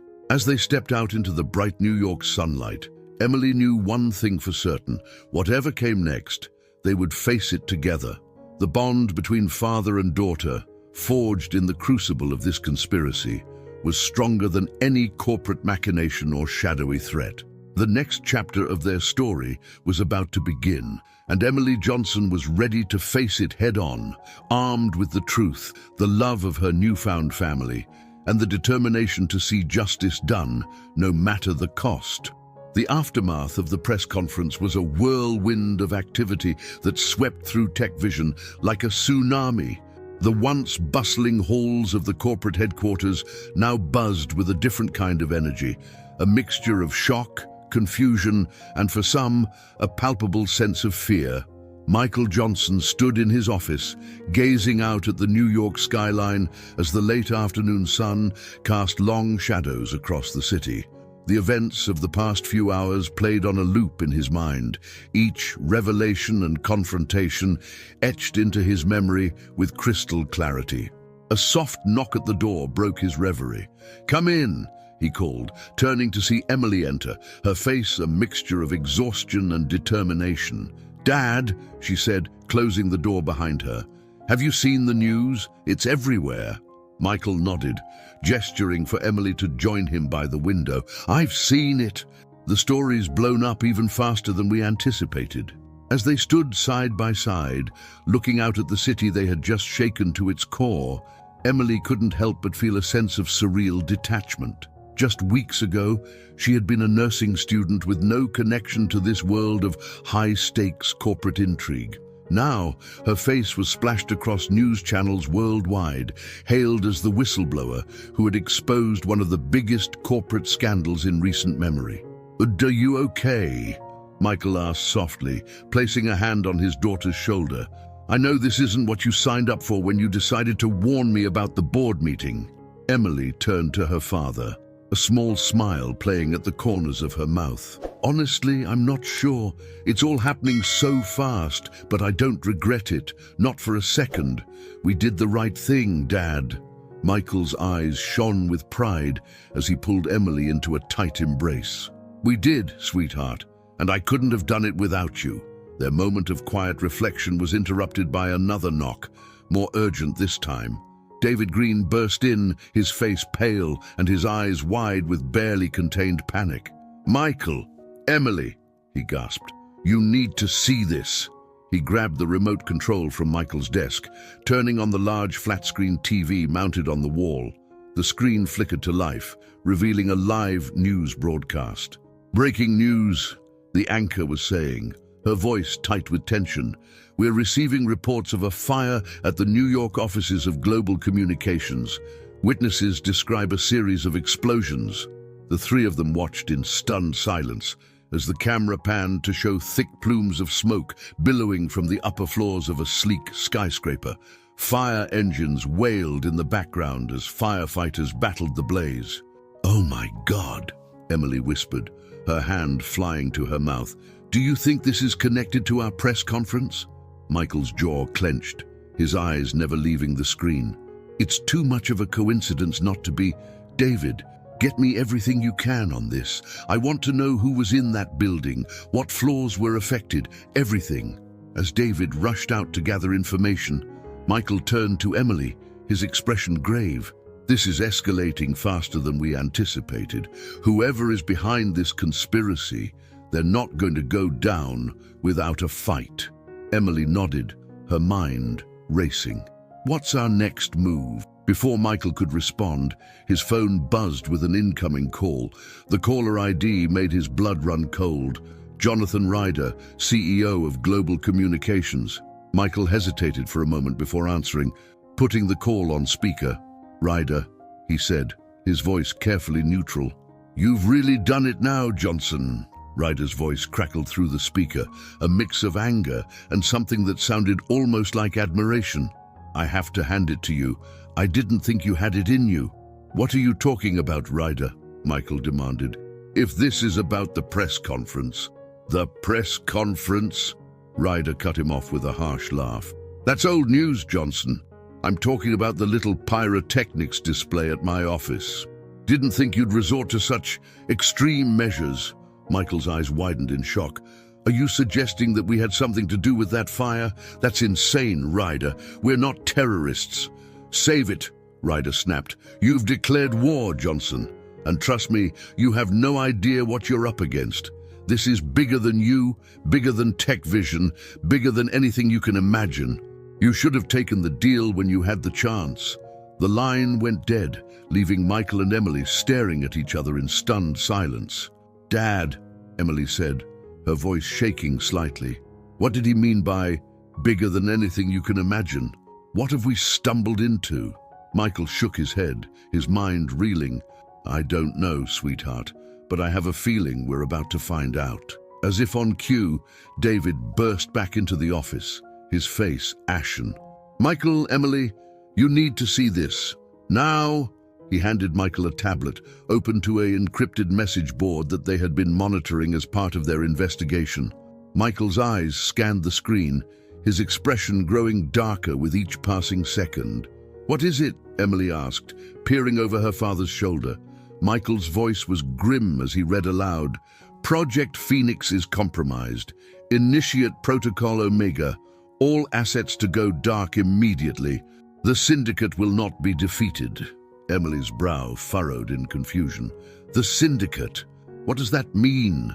Michael set the tablet down, his mind racing. "I'm not sure, but I think we've just scratched the surface of something much bigger than a simple corporate takeover. This conspiracy, it goes deeper than we ever imagined." As the gravity of the situation settled over them, the office was suddenly plunged into darkness. The hum of electronics died away, leaving them in eerie silence. "What the?" David started, but Michael cut him off with a sharp gesture. "Nobody move," he whispered urgently. "This isn't a simple power outage. We're under attack." Emily's heart raced as she strained her eyes to adjust to the darkness. She could hear muffled shouts and the sound of running feet from the hallway outside. Michael moved swiftly, grabbing Emily's hand and pulling her towards a hidden panel in the wall. "There's a secure elevator behind this panel," he explained in hushed tones. "It leads to a safe room in the basement. We need to get there now." As Michael worked to open the hidden door, Emily turned to David. "Come on," she urged, reaching out to him. But David shook his head, his eyes wide with fear and resolve. "No, I'll stay here. Buy you some time. It's the least I can do after everything." Before Emily could protest, the office door burst open. Shadowy figures poured in, their faces obscured by masks. "Go!" David shouted, throwing himself at the intruders. Michael pulled Emily into the hidden elevator just as chaos erupted in the office. The last thing Emily saw before the panel slid shut was David grappling with one of the masked men, his face a mask of determination and redemption. As the elevator descended rapidly, Emily clung to her father, her mind reeling from the sudden turn of events. "Dad," she whispered, her voice shaking, "what's happening? Who are those people?" Michael's jaw was set in a grim line as he replied, "I don't know, sweetheart, but I have a feeling we're about to find out just how deep this rabbit hole goes." The elevator came to a stop, and the doors slid open to reveal a state-of-the-art safe room. As they stepped inside, the heavy doors sealed behind them with a resounding thud. Michael moved quickly to a bank of computers, his fingers flying over the keyboards as he brought systems online. Screens flickered to life, showing security camera feeds from throughout the building. Emily gasped as she saw the chaos unfolding on the executive floor. Masked intruders were methodically searching offices, while Tech Vision employees huddled in fear or tried to fight back. "We need to do something," Emily said urgently. "We can't just hide down here while our people are in danger." Michael nodded, his expression grave. "You're right, but we need to be smart about this. We're dealing with forces we don't fully understand yet." As they watched the screens, trying to piece together what was happening, Emily couldn't shake the feeling that this was just the beginning of something much bigger and more dangerous than they had ever anticipated. The press conference had exposed a corporate conspiracy, but it had also stirred up a hornet's nest of shadowy organizations and hidden agendas. As father and daughter stood side by side in the secure bunker, they knew that the real fight was just beginning. The world above them was in chaos, a storm of violence and secrets unleashed by their actions. But in that moment, Emily felt a surge of determination. They had started this, and they would see it through to the end, no matter the cost. As Michael worked frantically at the computers, coordinating with security and trying to regain control of the situation, Emily's mind raced with possibilities. Who were these intruders? What was the syndicate? And how deep did this conspiracy really go? One thing was certain: their lives would never be the same again. The journey that had begun with a simple warning in a hospital room had led them to this moment, standing on the precipice of a mystery that threatened to shake the foundations of the corporate world and beyond. As alarms blared and the screens showed more masked figures pouring into the building, Emily steeled herself for whatever came next. She had found her father, uncovered a massive conspiracy, and helped expose the truth to the world. Now, it was time to face the consequences of their actions and unravel the deeper mystery that lay at the heart of it all.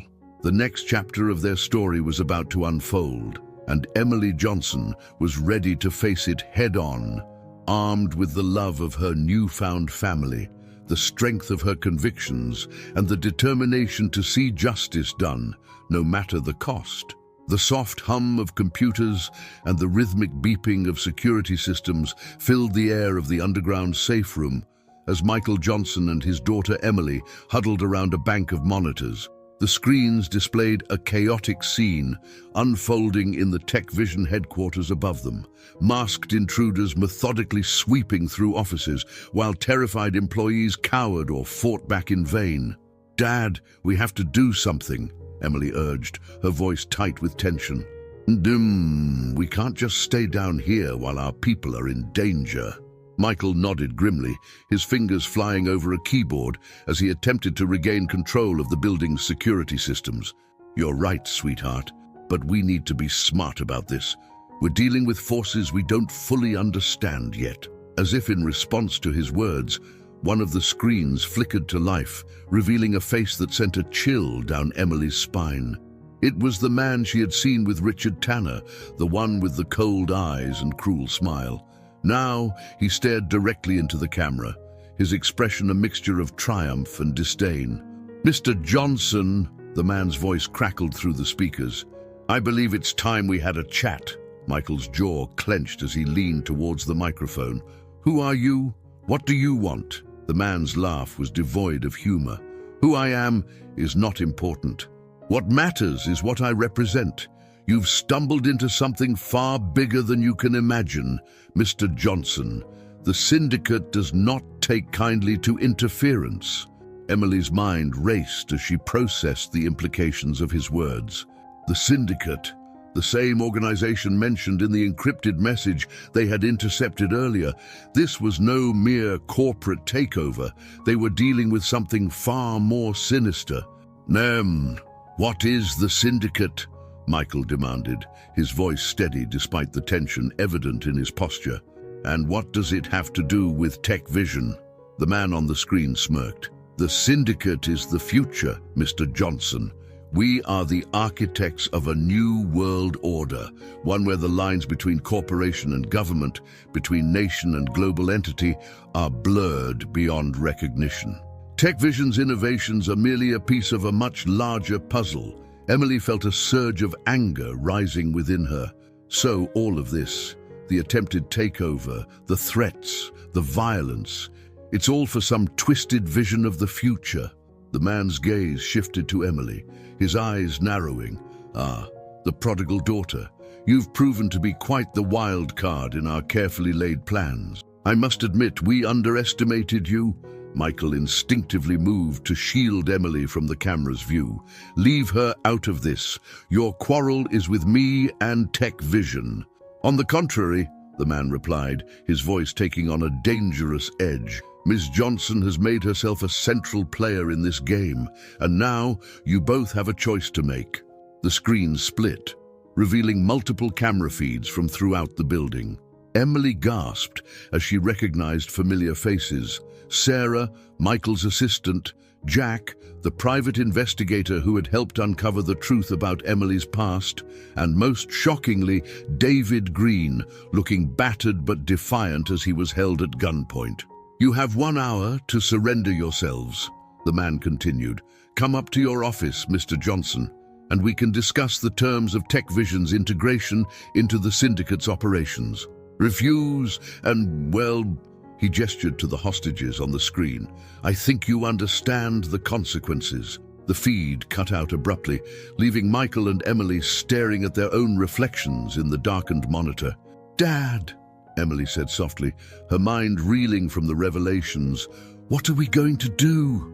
Michael turned to his daughter, his expression a mixture of determination and fear. "We're going to fight, sweetheart, but we're going to do it smart." Over the next 45 minutes, Michael and Emily formulated a plan. They pored over building schematics, security protocols, and every scrap of information they had gathered about the conspiracy. As the deadline approached, they prepared to leave the safety of the bunker and confront the forces that threatened everything they held dear. "Remember," Michael said as they stood before the elevator that would take them back up to the chaos above, "stick to the plan. No matter what happens, we're in this together." Emily nodded, her heart racing but her resolve firm. "Together," she echoed. As the elevator ascended, Emily thought back to the moment in the hospital when she had first decided to warn her father about the impending danger. She could never have imagined the journey that decision would set in motion. A journey that had led her to discover her true heritage, to uncover a vast conspiracy, and now to face off against a shadowy organization with global ambitions. The elevator doors slid open, revealing the eerily quiet executive floor of Tech Vision. Michael and Emily stepped out cautiously, their senses on high alert as they made their way towards Michael's office. As they approached, the door swung open, revealing the man from the video feed. In person, he was even more imposing, tall and well-built, with an aura of cold authority that seemed to fill the room. "Mr. Johnson, Ms. Johnson," he greeted them, his voice smooth as silk. "How good of you to join us. Please, come in." They entered the office to find it transformed into a makeshift command center. Armed guards stood at attention, while banks of computers displayed data streams and surveillance feeds. In the corner, David, Sarah, and Jack were being held under close watch. "And now then," the man said, settling into Michael's chair behind the desk, "let's discuss the future of Tech Vision, shall we?" Michael stepped forward, his voice steady as he replied, "Before we discuss anything, I want assurances that my people will be safe." The man waved a hand dismissively. Of course, we're not barbarians, Mr. Johnson. Once we've come to an agreement, your employees will be free to go, provided they understand the need for discretion, of course." Emily watched the exchange, her mind racing as she tried to spot an opening, any weakness they could exploit. As her gaze swept the room, she noticed something odd about one of the computer screens, a flickering pattern that seemed out of place amidst the data streams. Suddenly, it clicked. The code they had embedded in Tech Vision's systems, a fail-safe they had put in place during their frantic planning in the bunker. It was active, waiting for the right moment to be triggered. Emily caught her father's eye, giving an almost imperceptible nod. Michael's expression didn't change, but she saw the slight tension in his shoulders ease. He had seen it too. "You speak of the future," Michael said, turning back to the man behind the desk. "But what you're proposing is nothing more than tyranny dressed up in corporate clothing. The Syndicate, for all its grand ambitions, is just another group of power-hungry individuals trying to reshape the world in their image." The man's eyes narrowed dangerously. "You underestimate us, Mr. Johnson. The Syndicate has been shaping world events for decades. Wars, economic collapses, technological revolutions, all carefully orchestrated to bring us to this point. Tech Vision is merely the latest piece in a much larger puzzle." As he spoke, Emily edged closer to one of the computer terminals, her movements slow and deliberate to avoid drawing attention. She could feel the weight of the small device in her pocket, the key to activating their failsafe. "And what makes you think we'd ever agree to be part of your puzzle?" Michael demanded, his voice rising with genuine anger. "Oh, Tech Vision was built on principles of innovation and ethical progress. We won't be party to your schemes." The man's laugh was cold and mirthless. "Principles, ethics, such quaint notions in the face of true power. You don't seem to understand, Mr. Johnson. You don't have a choice in this matter. The only question is whether you'll cooperate and enjoy the fruits of our new world order, or resist and be crushed beneath its wheels." As he spoke, Emily saw her opening. With a swift motion, she pulled the device from her pocket and plugged it into the nearest terminal. Instantly, the screens around the room began to flicker and distort. "What's happening?" the man demanded, rising from his seat as alarms began to blare throughout the building. Michael's voice was filled with grim satisfaction as he replied, "That would be us choosing option 3, fighting back." Chaos erupted in the office as the failsafe program took effect. Security systems went haywire. Doors throughout the building began to lock and unlock at random, and the armed guards found their communications jammed. In the confusion, Michael and Emily sprang into action. They had rehearsed this moment in the bunker, each movement calculated for maximum effect. Michael tackled the nearest guard, wrestling for control of his weapon, while Emily rushed to free the hostages. "You'd run!" she shouted to Sarah and Jack as she worked to undo their restraints. "Get to the safe rooms on the lower levels." As their captives made their escape, Emily turned to see her father locked in a fierce struggle with the syndicate leader. The two men grappled, each fighting for control, in a battle that seemed to embody the larger conflict between Tech Vision and the forces that sought to corrupt it. Emily's heart raced as she searched for a way to help. Her eyes fell on a heavy paperweight on the desk, a globe that Michael had often said represented Tech Vision's global aspirations. Without hesitation, she grabbed it and brought it down hard on the back of the syndicate leader's head. The man crumpled to the floor, momentarily stunned. Michael stumbled back, breathing heavily as he looked at his daughter with a mixture of gratitude and concern. "Emily," he gasped, "are you all right?" She nodded, her adrenaline still pumping. "I'm fine, Dad, but we need to get out of here. There's no telling how long our failsafe will keep them disorganized." As if to underscore her words, shouts and the sound of running feet echoed from the hallway outside. The syndicate's forces were regrouping, and they would soon be back in force. Michael nodded grimly. "You're right, but we can't just leave.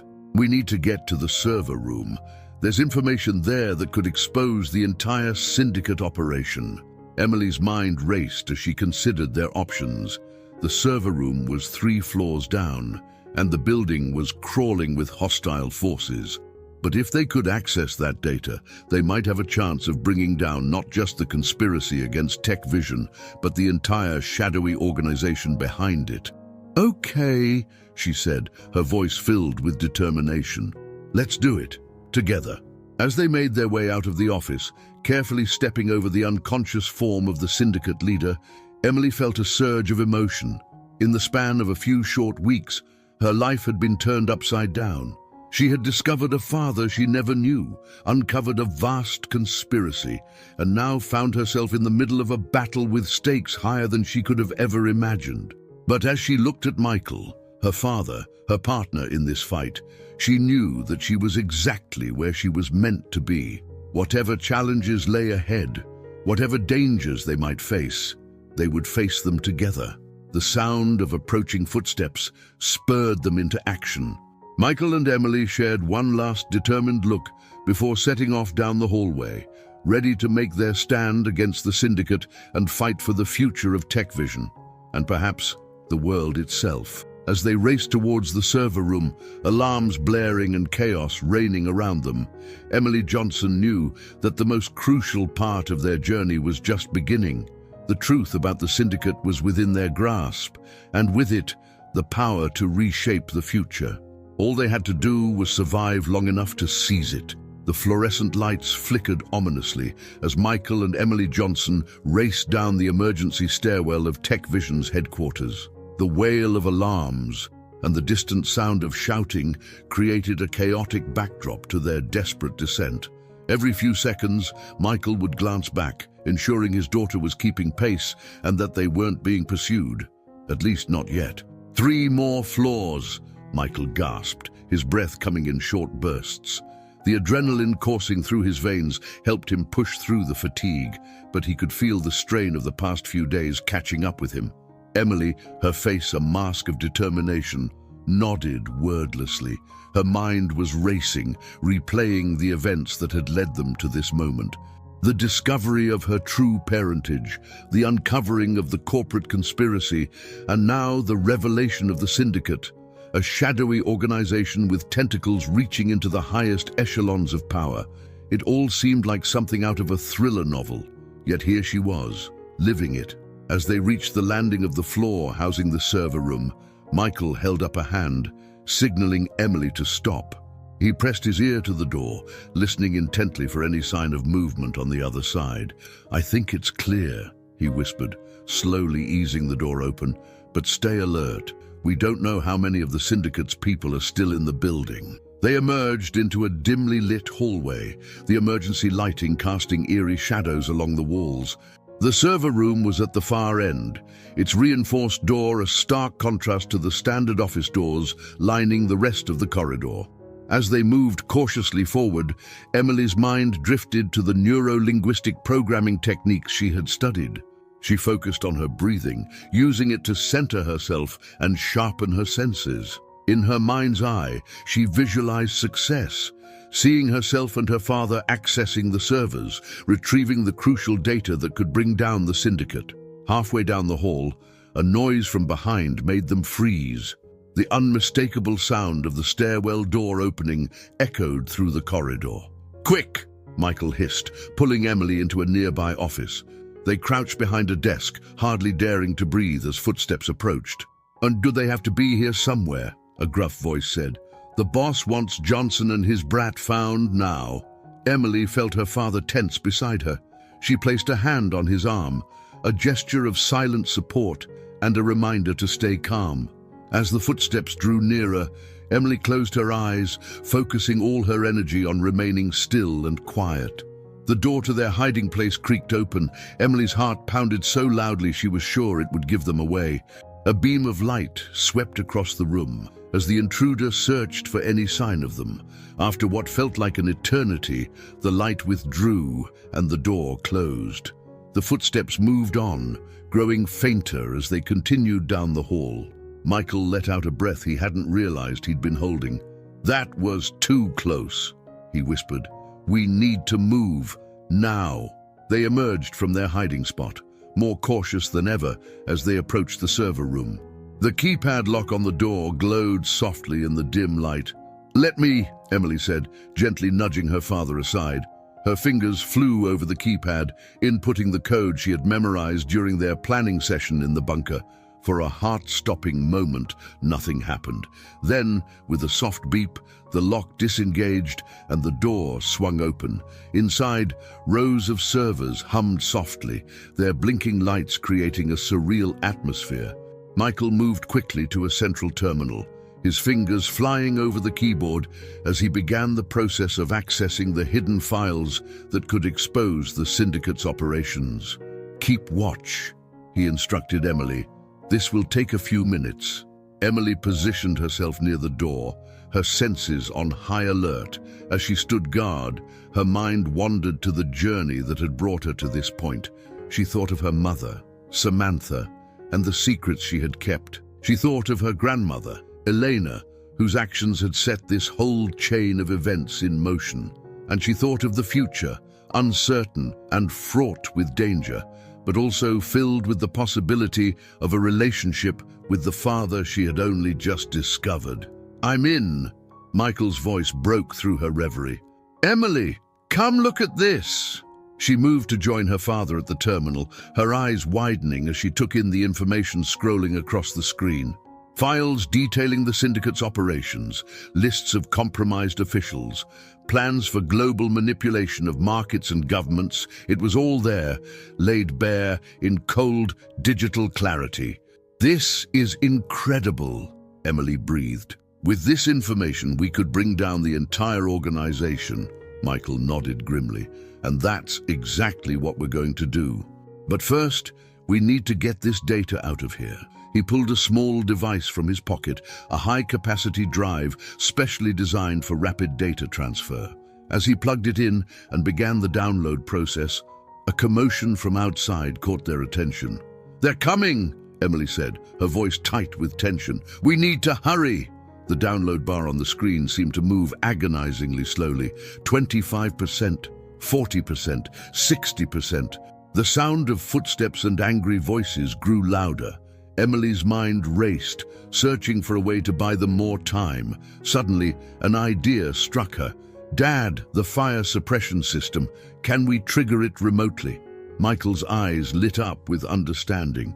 "Brilliant," he said, his fingers already flying over the keyboard. It won't stop them for long, but it might give us the time we need." Just as the download hit 85%, alarms blared throughout the building. The distinct hiss of the fire suppression system activating filled the air, followed by shouts of confusion and anger from the hallway. "It's working," Emily said, a glimmer of hope in her voice. "They're falling back." The download bar inched forward. 90%, 95%, 98%. A loud bang on the server room door made them both jump.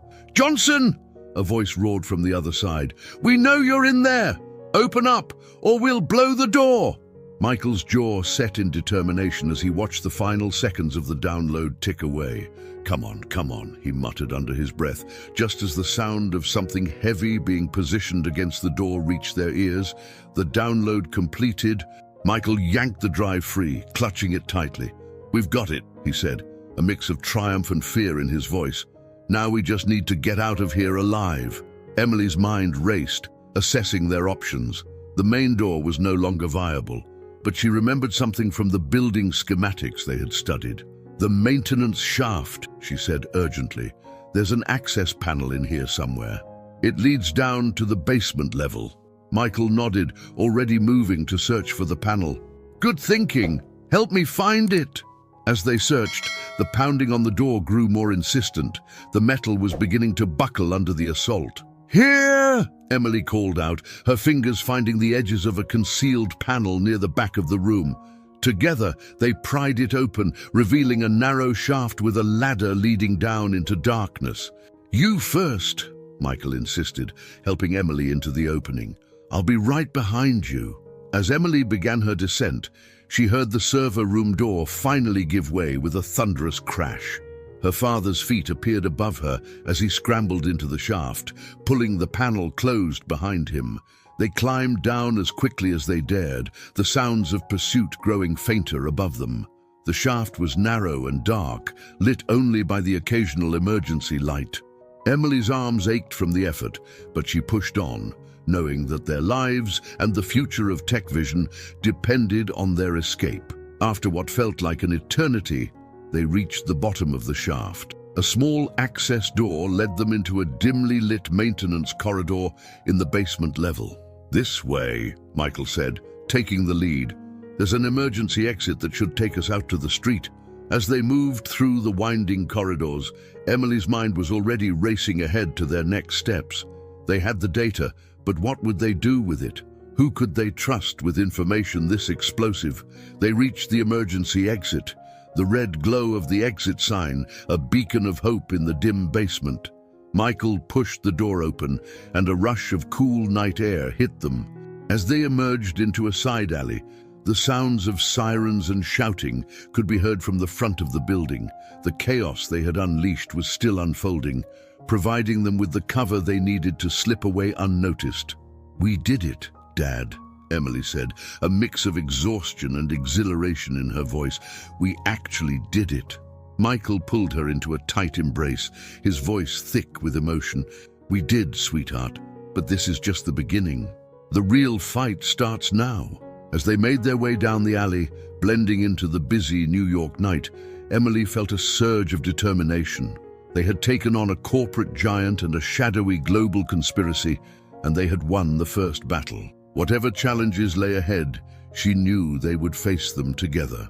The data they carried had the potential to reshape the world, to expose corruption at the highest levels and bring down an organization that had operated in the shadows for decades. But with that potential came great danger. The syndicate would not go down without a fight, and Michael and Emily Johnson had just painted targets on their backs. As they disappeared into the crowded streets of New York, father and daughter knew that their journey was far from over. The next phase of their fight was about to begin, a battle not just for Tech Vision, but for the very future of global power structures. Emily glanced at her father, seeing the mix of determination and concern on his face. She squeezed his hand reassuringly. "Whatever comes next," she said softly, "we're in this together." Michael nodded, a small smile breaking through his worried expression. "Together," he agreed. As they walked, plans already forming in their minds, the city pulsed around them, unaware that two unlikely heroes had just set in motion events that would change the course of history. The night was young, and the real adventure was just beginning. The pre-dawn light was just beginning to paint the New York City skyline in hues of pink and gold as Michael and Emily Johnson made their way through the quiet streets of Brooklyn. They had spent the night moving from one safe house to another, always staying one step ahead of the syndicate's reach. Now, exhausted but determined, they approached their final destination, a nondescript brownstone that housed one of the city's most respected investigative journalists. "Are you sure about this, Dad?" Emily asked, her voice low as they climbed the steps to the front door. "Once we hand over this information, there's no going back." Michael nodded, his jaw set with determination. "We're sure, sweetheart. Jessica Reeves is the best in the business. If anyone can get this story out to the world without being silenced, it's her." As Michael raised his hand to knock, the door swung open, revealing a woman in her mid-40s with sharp eyes and a no-nonsense demeanor. Jessica Reeves looked from Michael to Emily, her expression a mixture of curiosity and caution. "Mr. Johnson," she said, her voice clipped, "I got your message. Come in, quickly." As they stepped inside, Emily couldn't help but marvel at the organized chaos of Jessica's home office. Every surface was covered with papers, files, and sticky notes. Multiple computer screens displayed news feeds and data streams, creating a constant low hum of information. "So," Jessica said as she closed and locked the door behind them, "you said you had information that could change the world. That's quite a claim, Mr. Johnson. I hope you can back it up." Michael reached into his jacket, pulling out the small drive that contained the stolen syndicate data. "Everything you need is on here, Ms. Reeves. Files detailing a global conspiracy that reaches into the highest levels of government and business. The organization behind it calls itself the Syndicate." Jessica's eyebrows shot up at the mention of the Syndicate. "I've heard whispers about them for years, but never anything concrete. You're telling me you have proof of their existence?" Emily stepped forward, her voice steady as she replied, "Not just proof of their existence, Mrs. Reeves. We have detailed records of their operations, lists of compromised officials, plans for market manipulation on a global scale. It's all there." Jessica's eyes narrowed as she studied the young woman before her. "And who might you be?" "This is my daughter, Emily," Michael said, a note of pride in his voice. "She's been instrumental in uncovering this conspiracy." As Jessica inserted the drive into her computer, Michael and Emily recounted the events of the past few weeks, from Emily's initial warning about the board meeting to their daring escape from Tech Vision headquarters. Jessica listened intently, her fingers flying over her keyboard as she began to sift through the mountain of data before her. Hours passed as they worked together to piece together the full scope of the syndicate's operations. The more they uncovered, the more staggering the implications became. The organization's reach extended into every corner of global power structures, from Wall Street to Washington, from Silicon Valley to the halls of European parliaments. "This is incredible," Jessica breathed, her eyes wide as she stared at her screens. "If even half of this is true, it will shake the foundations of the world as we know it." Michael nodded grimly. "That's why we came to you, Ms. Reeves. This story needs to be told, and it needs to be told right. The syndicate has to be exposed." As the sun climbed higher in the sky, casting long shadows across Jessica's cluttered office, they began to formulate a plan. The story would be released in stages, carefully timed to maximize impact and minimize the chance of it being suppressed. "We'll need to be careful," Jessica warned, her expression serious. "The syndicate isn't going to take this lying down. They'll come at us with everything they've got. Emily felt a chill run down her spine at Jessica's words. The gravity of what they were about to do settled over her like a heavy cloak. They weren't just exposing a corporate scandal anymore. They were taking on a shadowy organization that had shaped world events for decades. As if sensing her daughter's unease, Michael placed a reassuring hand on Emily's shoulder. "We knew the risks when we decided to do this, sweetheart, but it's the right thing to do. The world deserves to know the truth." Emily nodded, drawing strength from her father's words and the unwavering determination in his eyes. She thought back to the moment in the hospital when she had first decided to warn him about the danger he was facing. That one decision had set in motion a chain of events that had led them here, to this moment, on the precipice of changing the world. As Jessica began to draft the first article in what would become a series of explosive exposés, Michael pulled Emily aside. "There's something else we need to discuss," he said, his voice low. "Something I've been thinking about since we escaped Tech Vision." Emily's brow furrowed in concern. "What is it, Dad?"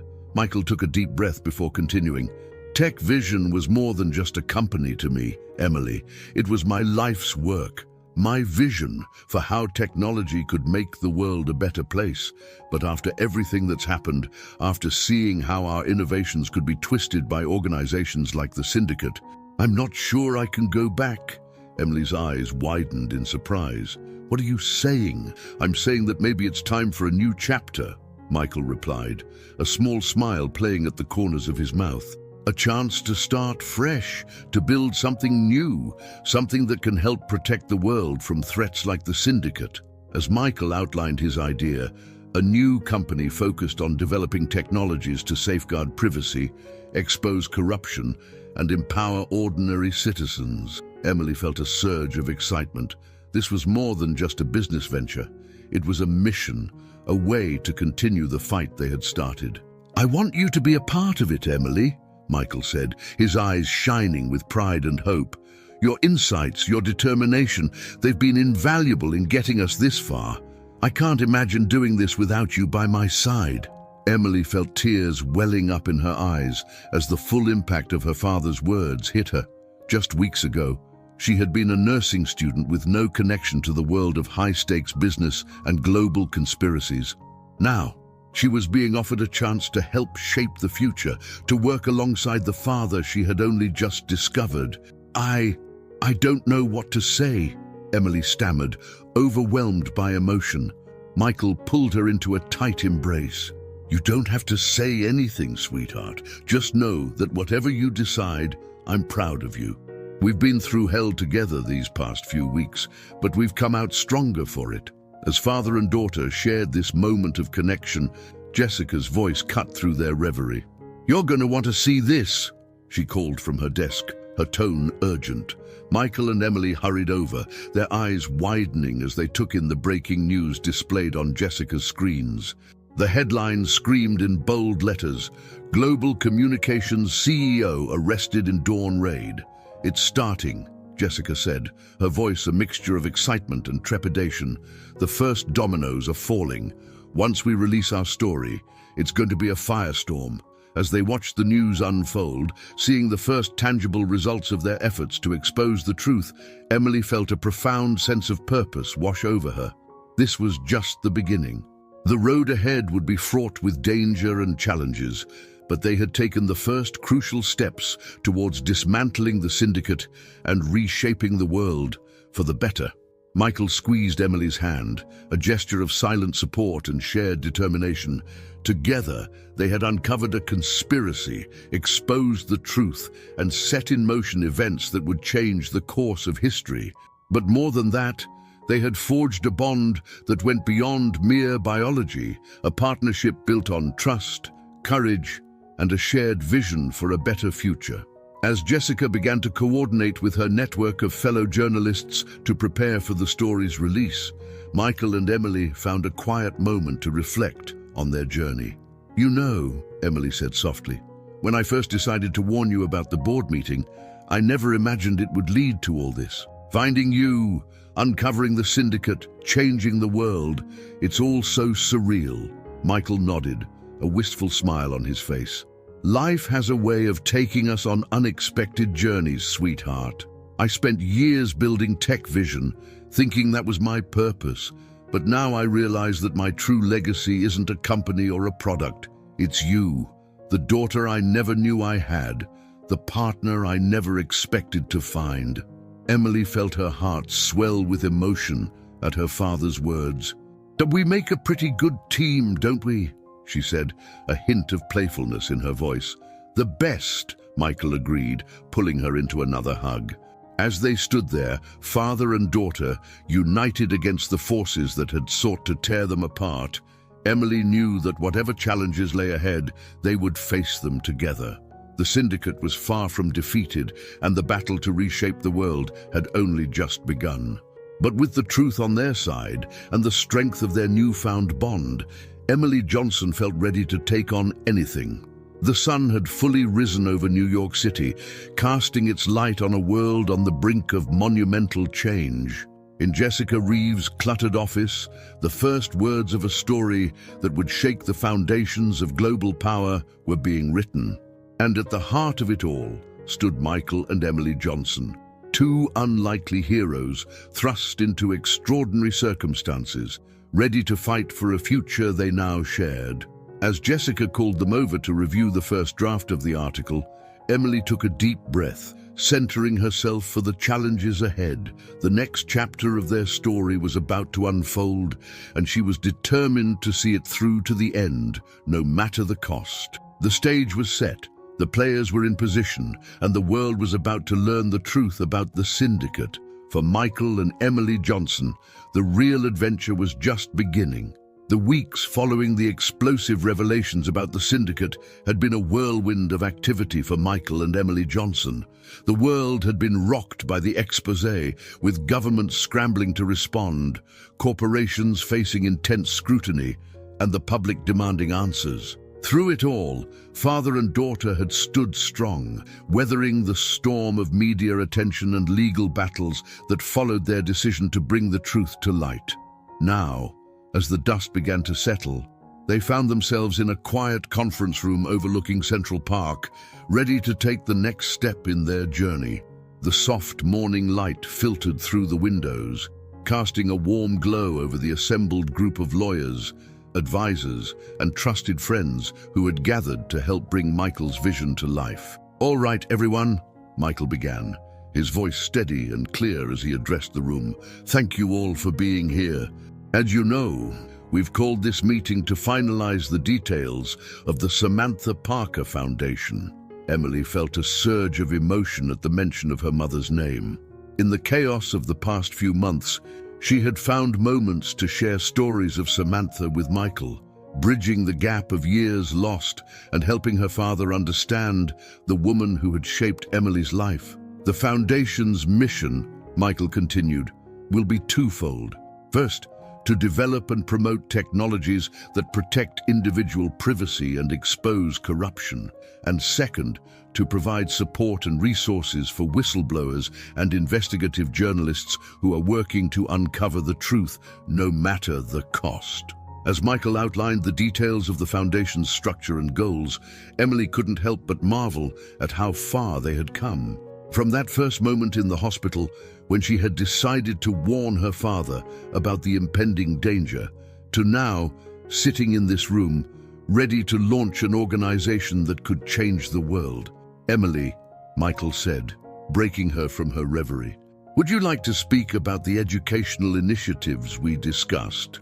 Emily nodded, standing to address the group. She had spent weeks working on this part of the Foundation's mission, drawing on her experiences as a nursing student and her newfound understanding of the corporate world. "One of our key focuses," she began, her voice growing stronger with each word, "will be on educating the next generation about the importance of ethical technology and corporate responsibility. We'll be developing programs for schools and universities, as well as offering scholarships for students who show promise in fields related to our mission." As Emily spoke, she could see the pride shining in her father's eyes. It was a look she was still getting used to, but one that filled her with warmth and determination. The meeting continued, with lawyers ironing out legal details and advisors offering suggestions on how to maximize the foundation's impact. Through it all, Michael and Emily worked in perfect sync, their shared vision and newfound bond evident to everyone in the room. As the meeting drew to a close, one of the advisors raised a concern that had been on everyone's mind. "Mr. Johnson, Mrs. Johnson," he said, his tone serious, "I think we need to address the elephant in the room. The syndicate may have been exposed, but an organization that powerful doesn't just disappear overnight. Have you considered the potential risks of moving forward with such a high-profile initiative?" A hush fell over the room as all eyes turned to Michael and Emily. It was a question they had grappled with privately, weighing the dangers against their determination to make a difference. Michael stood, his expression resolute. "We've certainly considered the risks," he said, his voice steady. "But Emily and I have decided that we can't let fear dictate our actions. The syndicate thrived in the shadows, manipulating from the darkness. The best way to fight against that kind of corruption is to shine a light on it, to be bold, transparent, and unwavering in our commitment to the truth." Emily nodded in agreement, standing beside her father. "We know there may be challenges ahead," she added, "but we've faced danger before and come out stronger for it. The foundation isn't just about us. It's about creating a legacy of truth and empowerment that can outlast any threat."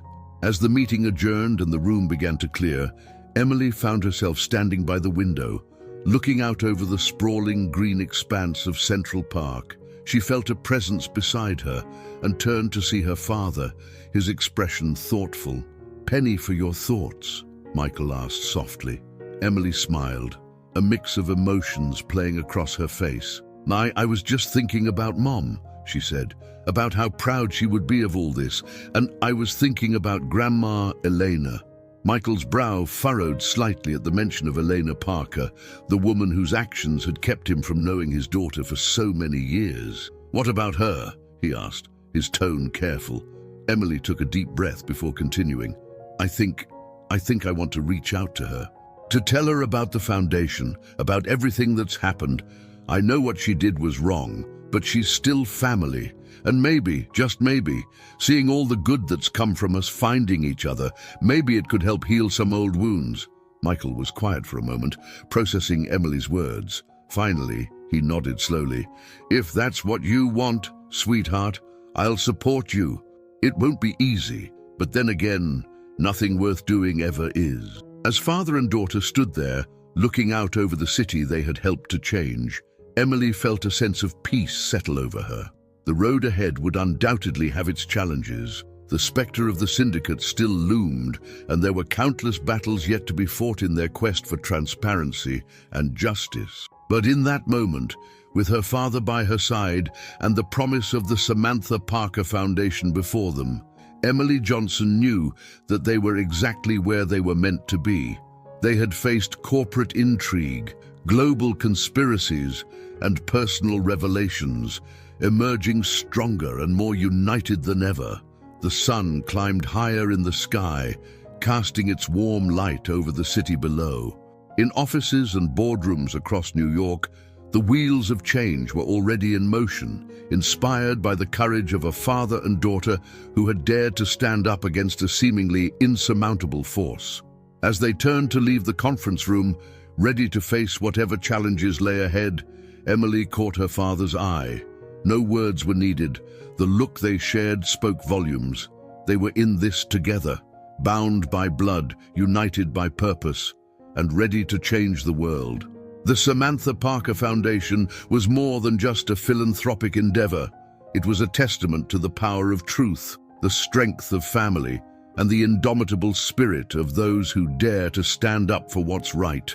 And as Michael and Emily Johnson stepped out into the bustling streets of New York, they knew that their journey, their real journey, was only just beginning. The stage was set for the next chapter in their extraordinary story. The world was watching, waiting to see what this unlikely duo would do next, and Michael and Emily were ready to show them, one truth at a time. The warm Argentine sun cast long shadows across the lush garden of a sprawling estate on the outskirts of Buenos Aires. Michael Johnson stood at the wrought iron gate, his hand hovering over the intercom button.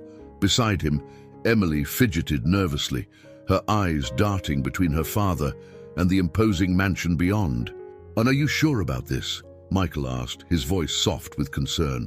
"We can still turn back if you're not ready." Emily took a deep breath, squaring her shoulders. "I'm sure, Dad. We've come too far to turn back now." With a nod of understanding, Michael pressed the intercom button. A crackle of static was followed by a hesitant voice, speaking in Spanish-accented English. "Yes." "Who is it?" Emily leaned in, her voice steady despite the butterflies in her stomach. "Grandma Elena, it's Emily, Emily Parker. We've come to see you." There was a long pause, filled only by the gentle rustling of leaves in the breeze. Then, with a soft buzz, the gate began to swing open. As they made their way up the winding driveway, Michael couldn't help but marvel at the twists and turns that had led them to this moment. Just months ago, he had been a tech mogul focused solely on his company's success. Now, here he was, about to confront the woman who had kept him from his daughter for nearly 3 decades.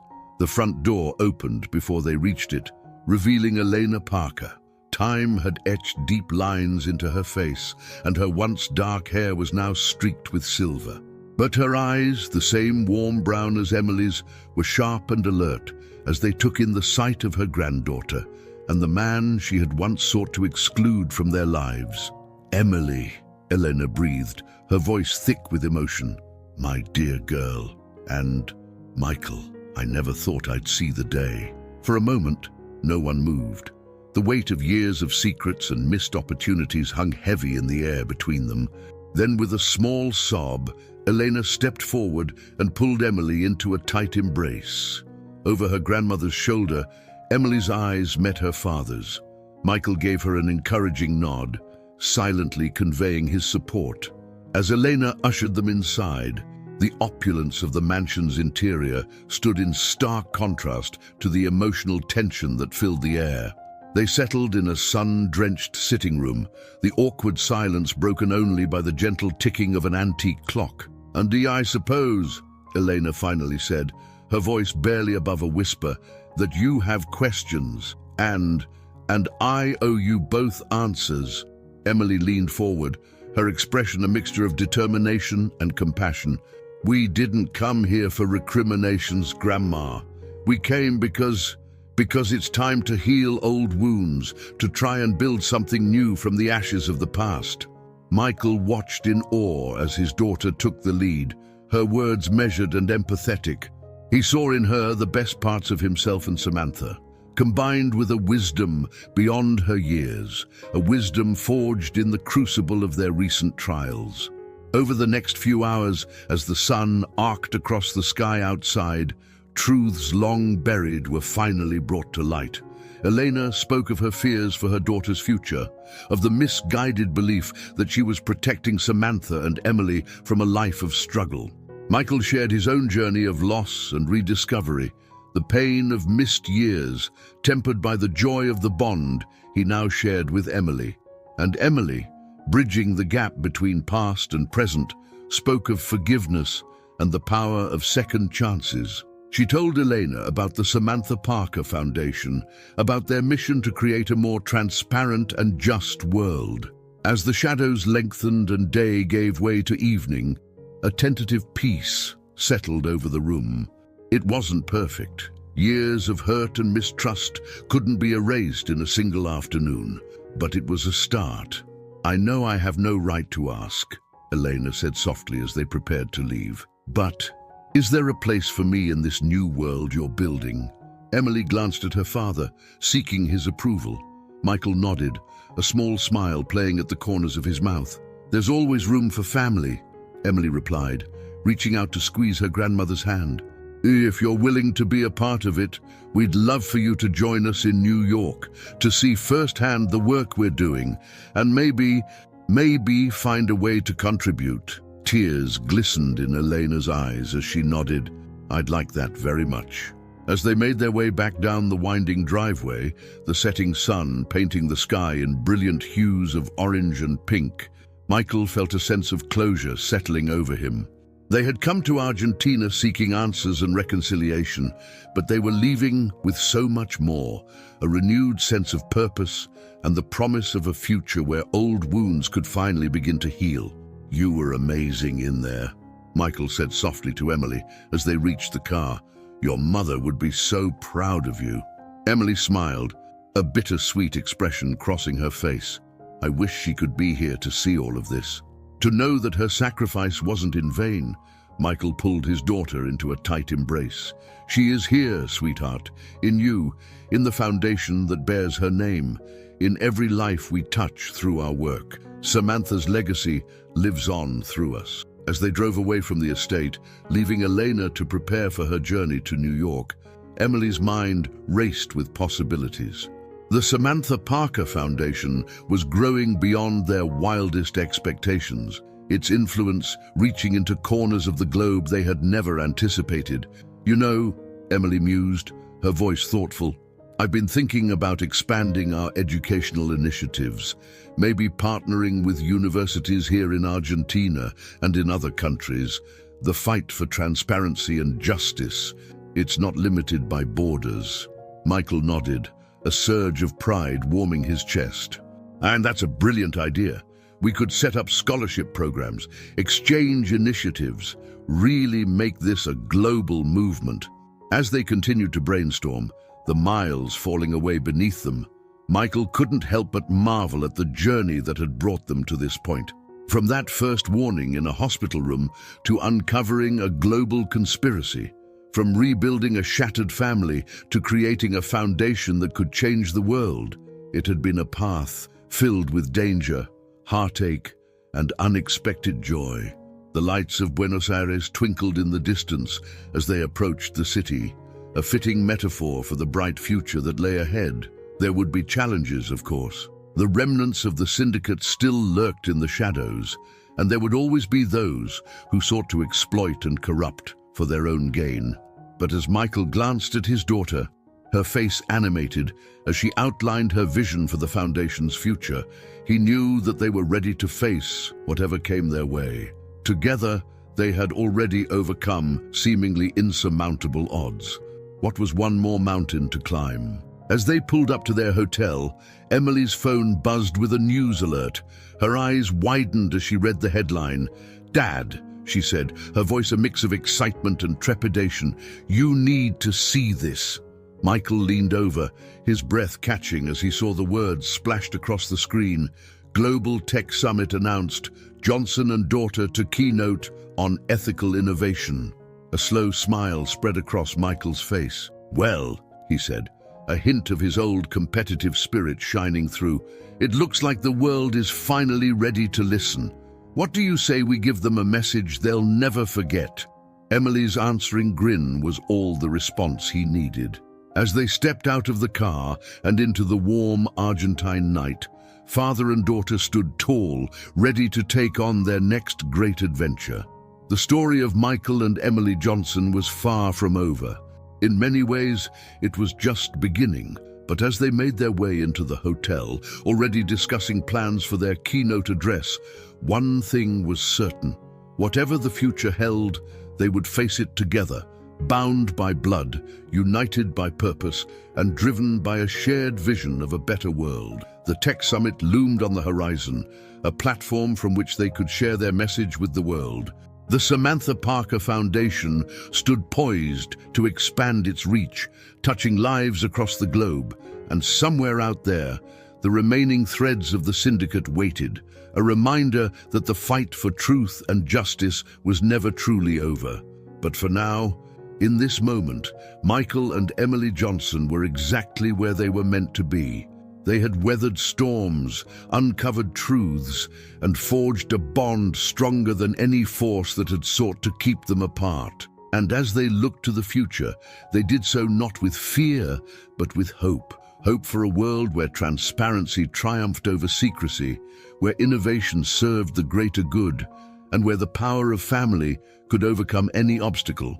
The stage was set for the next chapter in their extraordinary journey. The world was watching, waiting to see what this unlikely duo would do next. And Michael and Emily Johnson were ready to show them one truth, one innovation, one life changed at a time. As the elevator doors closed behind them, carrying them up to their suite, Michael and Emily shared a look of understanding. The road ahead would be challenging, but they were ready. Together, they had already changed the world. Now, it was time to see just how far they could go. The future beckoned, bright with promise and possibility. And the Johnsons were ready to meet it head-on, armed with the truth, bound by love, and driven by an unwavering commitment to make the world a better place, not just for themselves, but for generations to come. As the elevator chimed, signaling their arrival at their floor, Emily squeezed her father's hand. "Be ready for our next adventure, Dad." Michael's answering smile was filled with pride, determination, and boundless love for the daughter he had only just discovered. "With you by my side, sweetheart, I'm ready for anything." The doors slid open, revealing the path ahead. And together, Michael and Emily Johnson stepped forward into their future, ready to face whatever challenges lay ahead and to seize every opportunity to make a difference in the world they had sworn to protect and improve. The end of one chapter, perhaps, but the beginning of so many more. For Michael and Emily Johnson, the greatest adventures and the most profound changes were yet to come. I hope you enjoyed today's story. Subscribe to the channel so you don't miss more stories like this. Leave a like and comment below what you thought of the story. See you in the next video.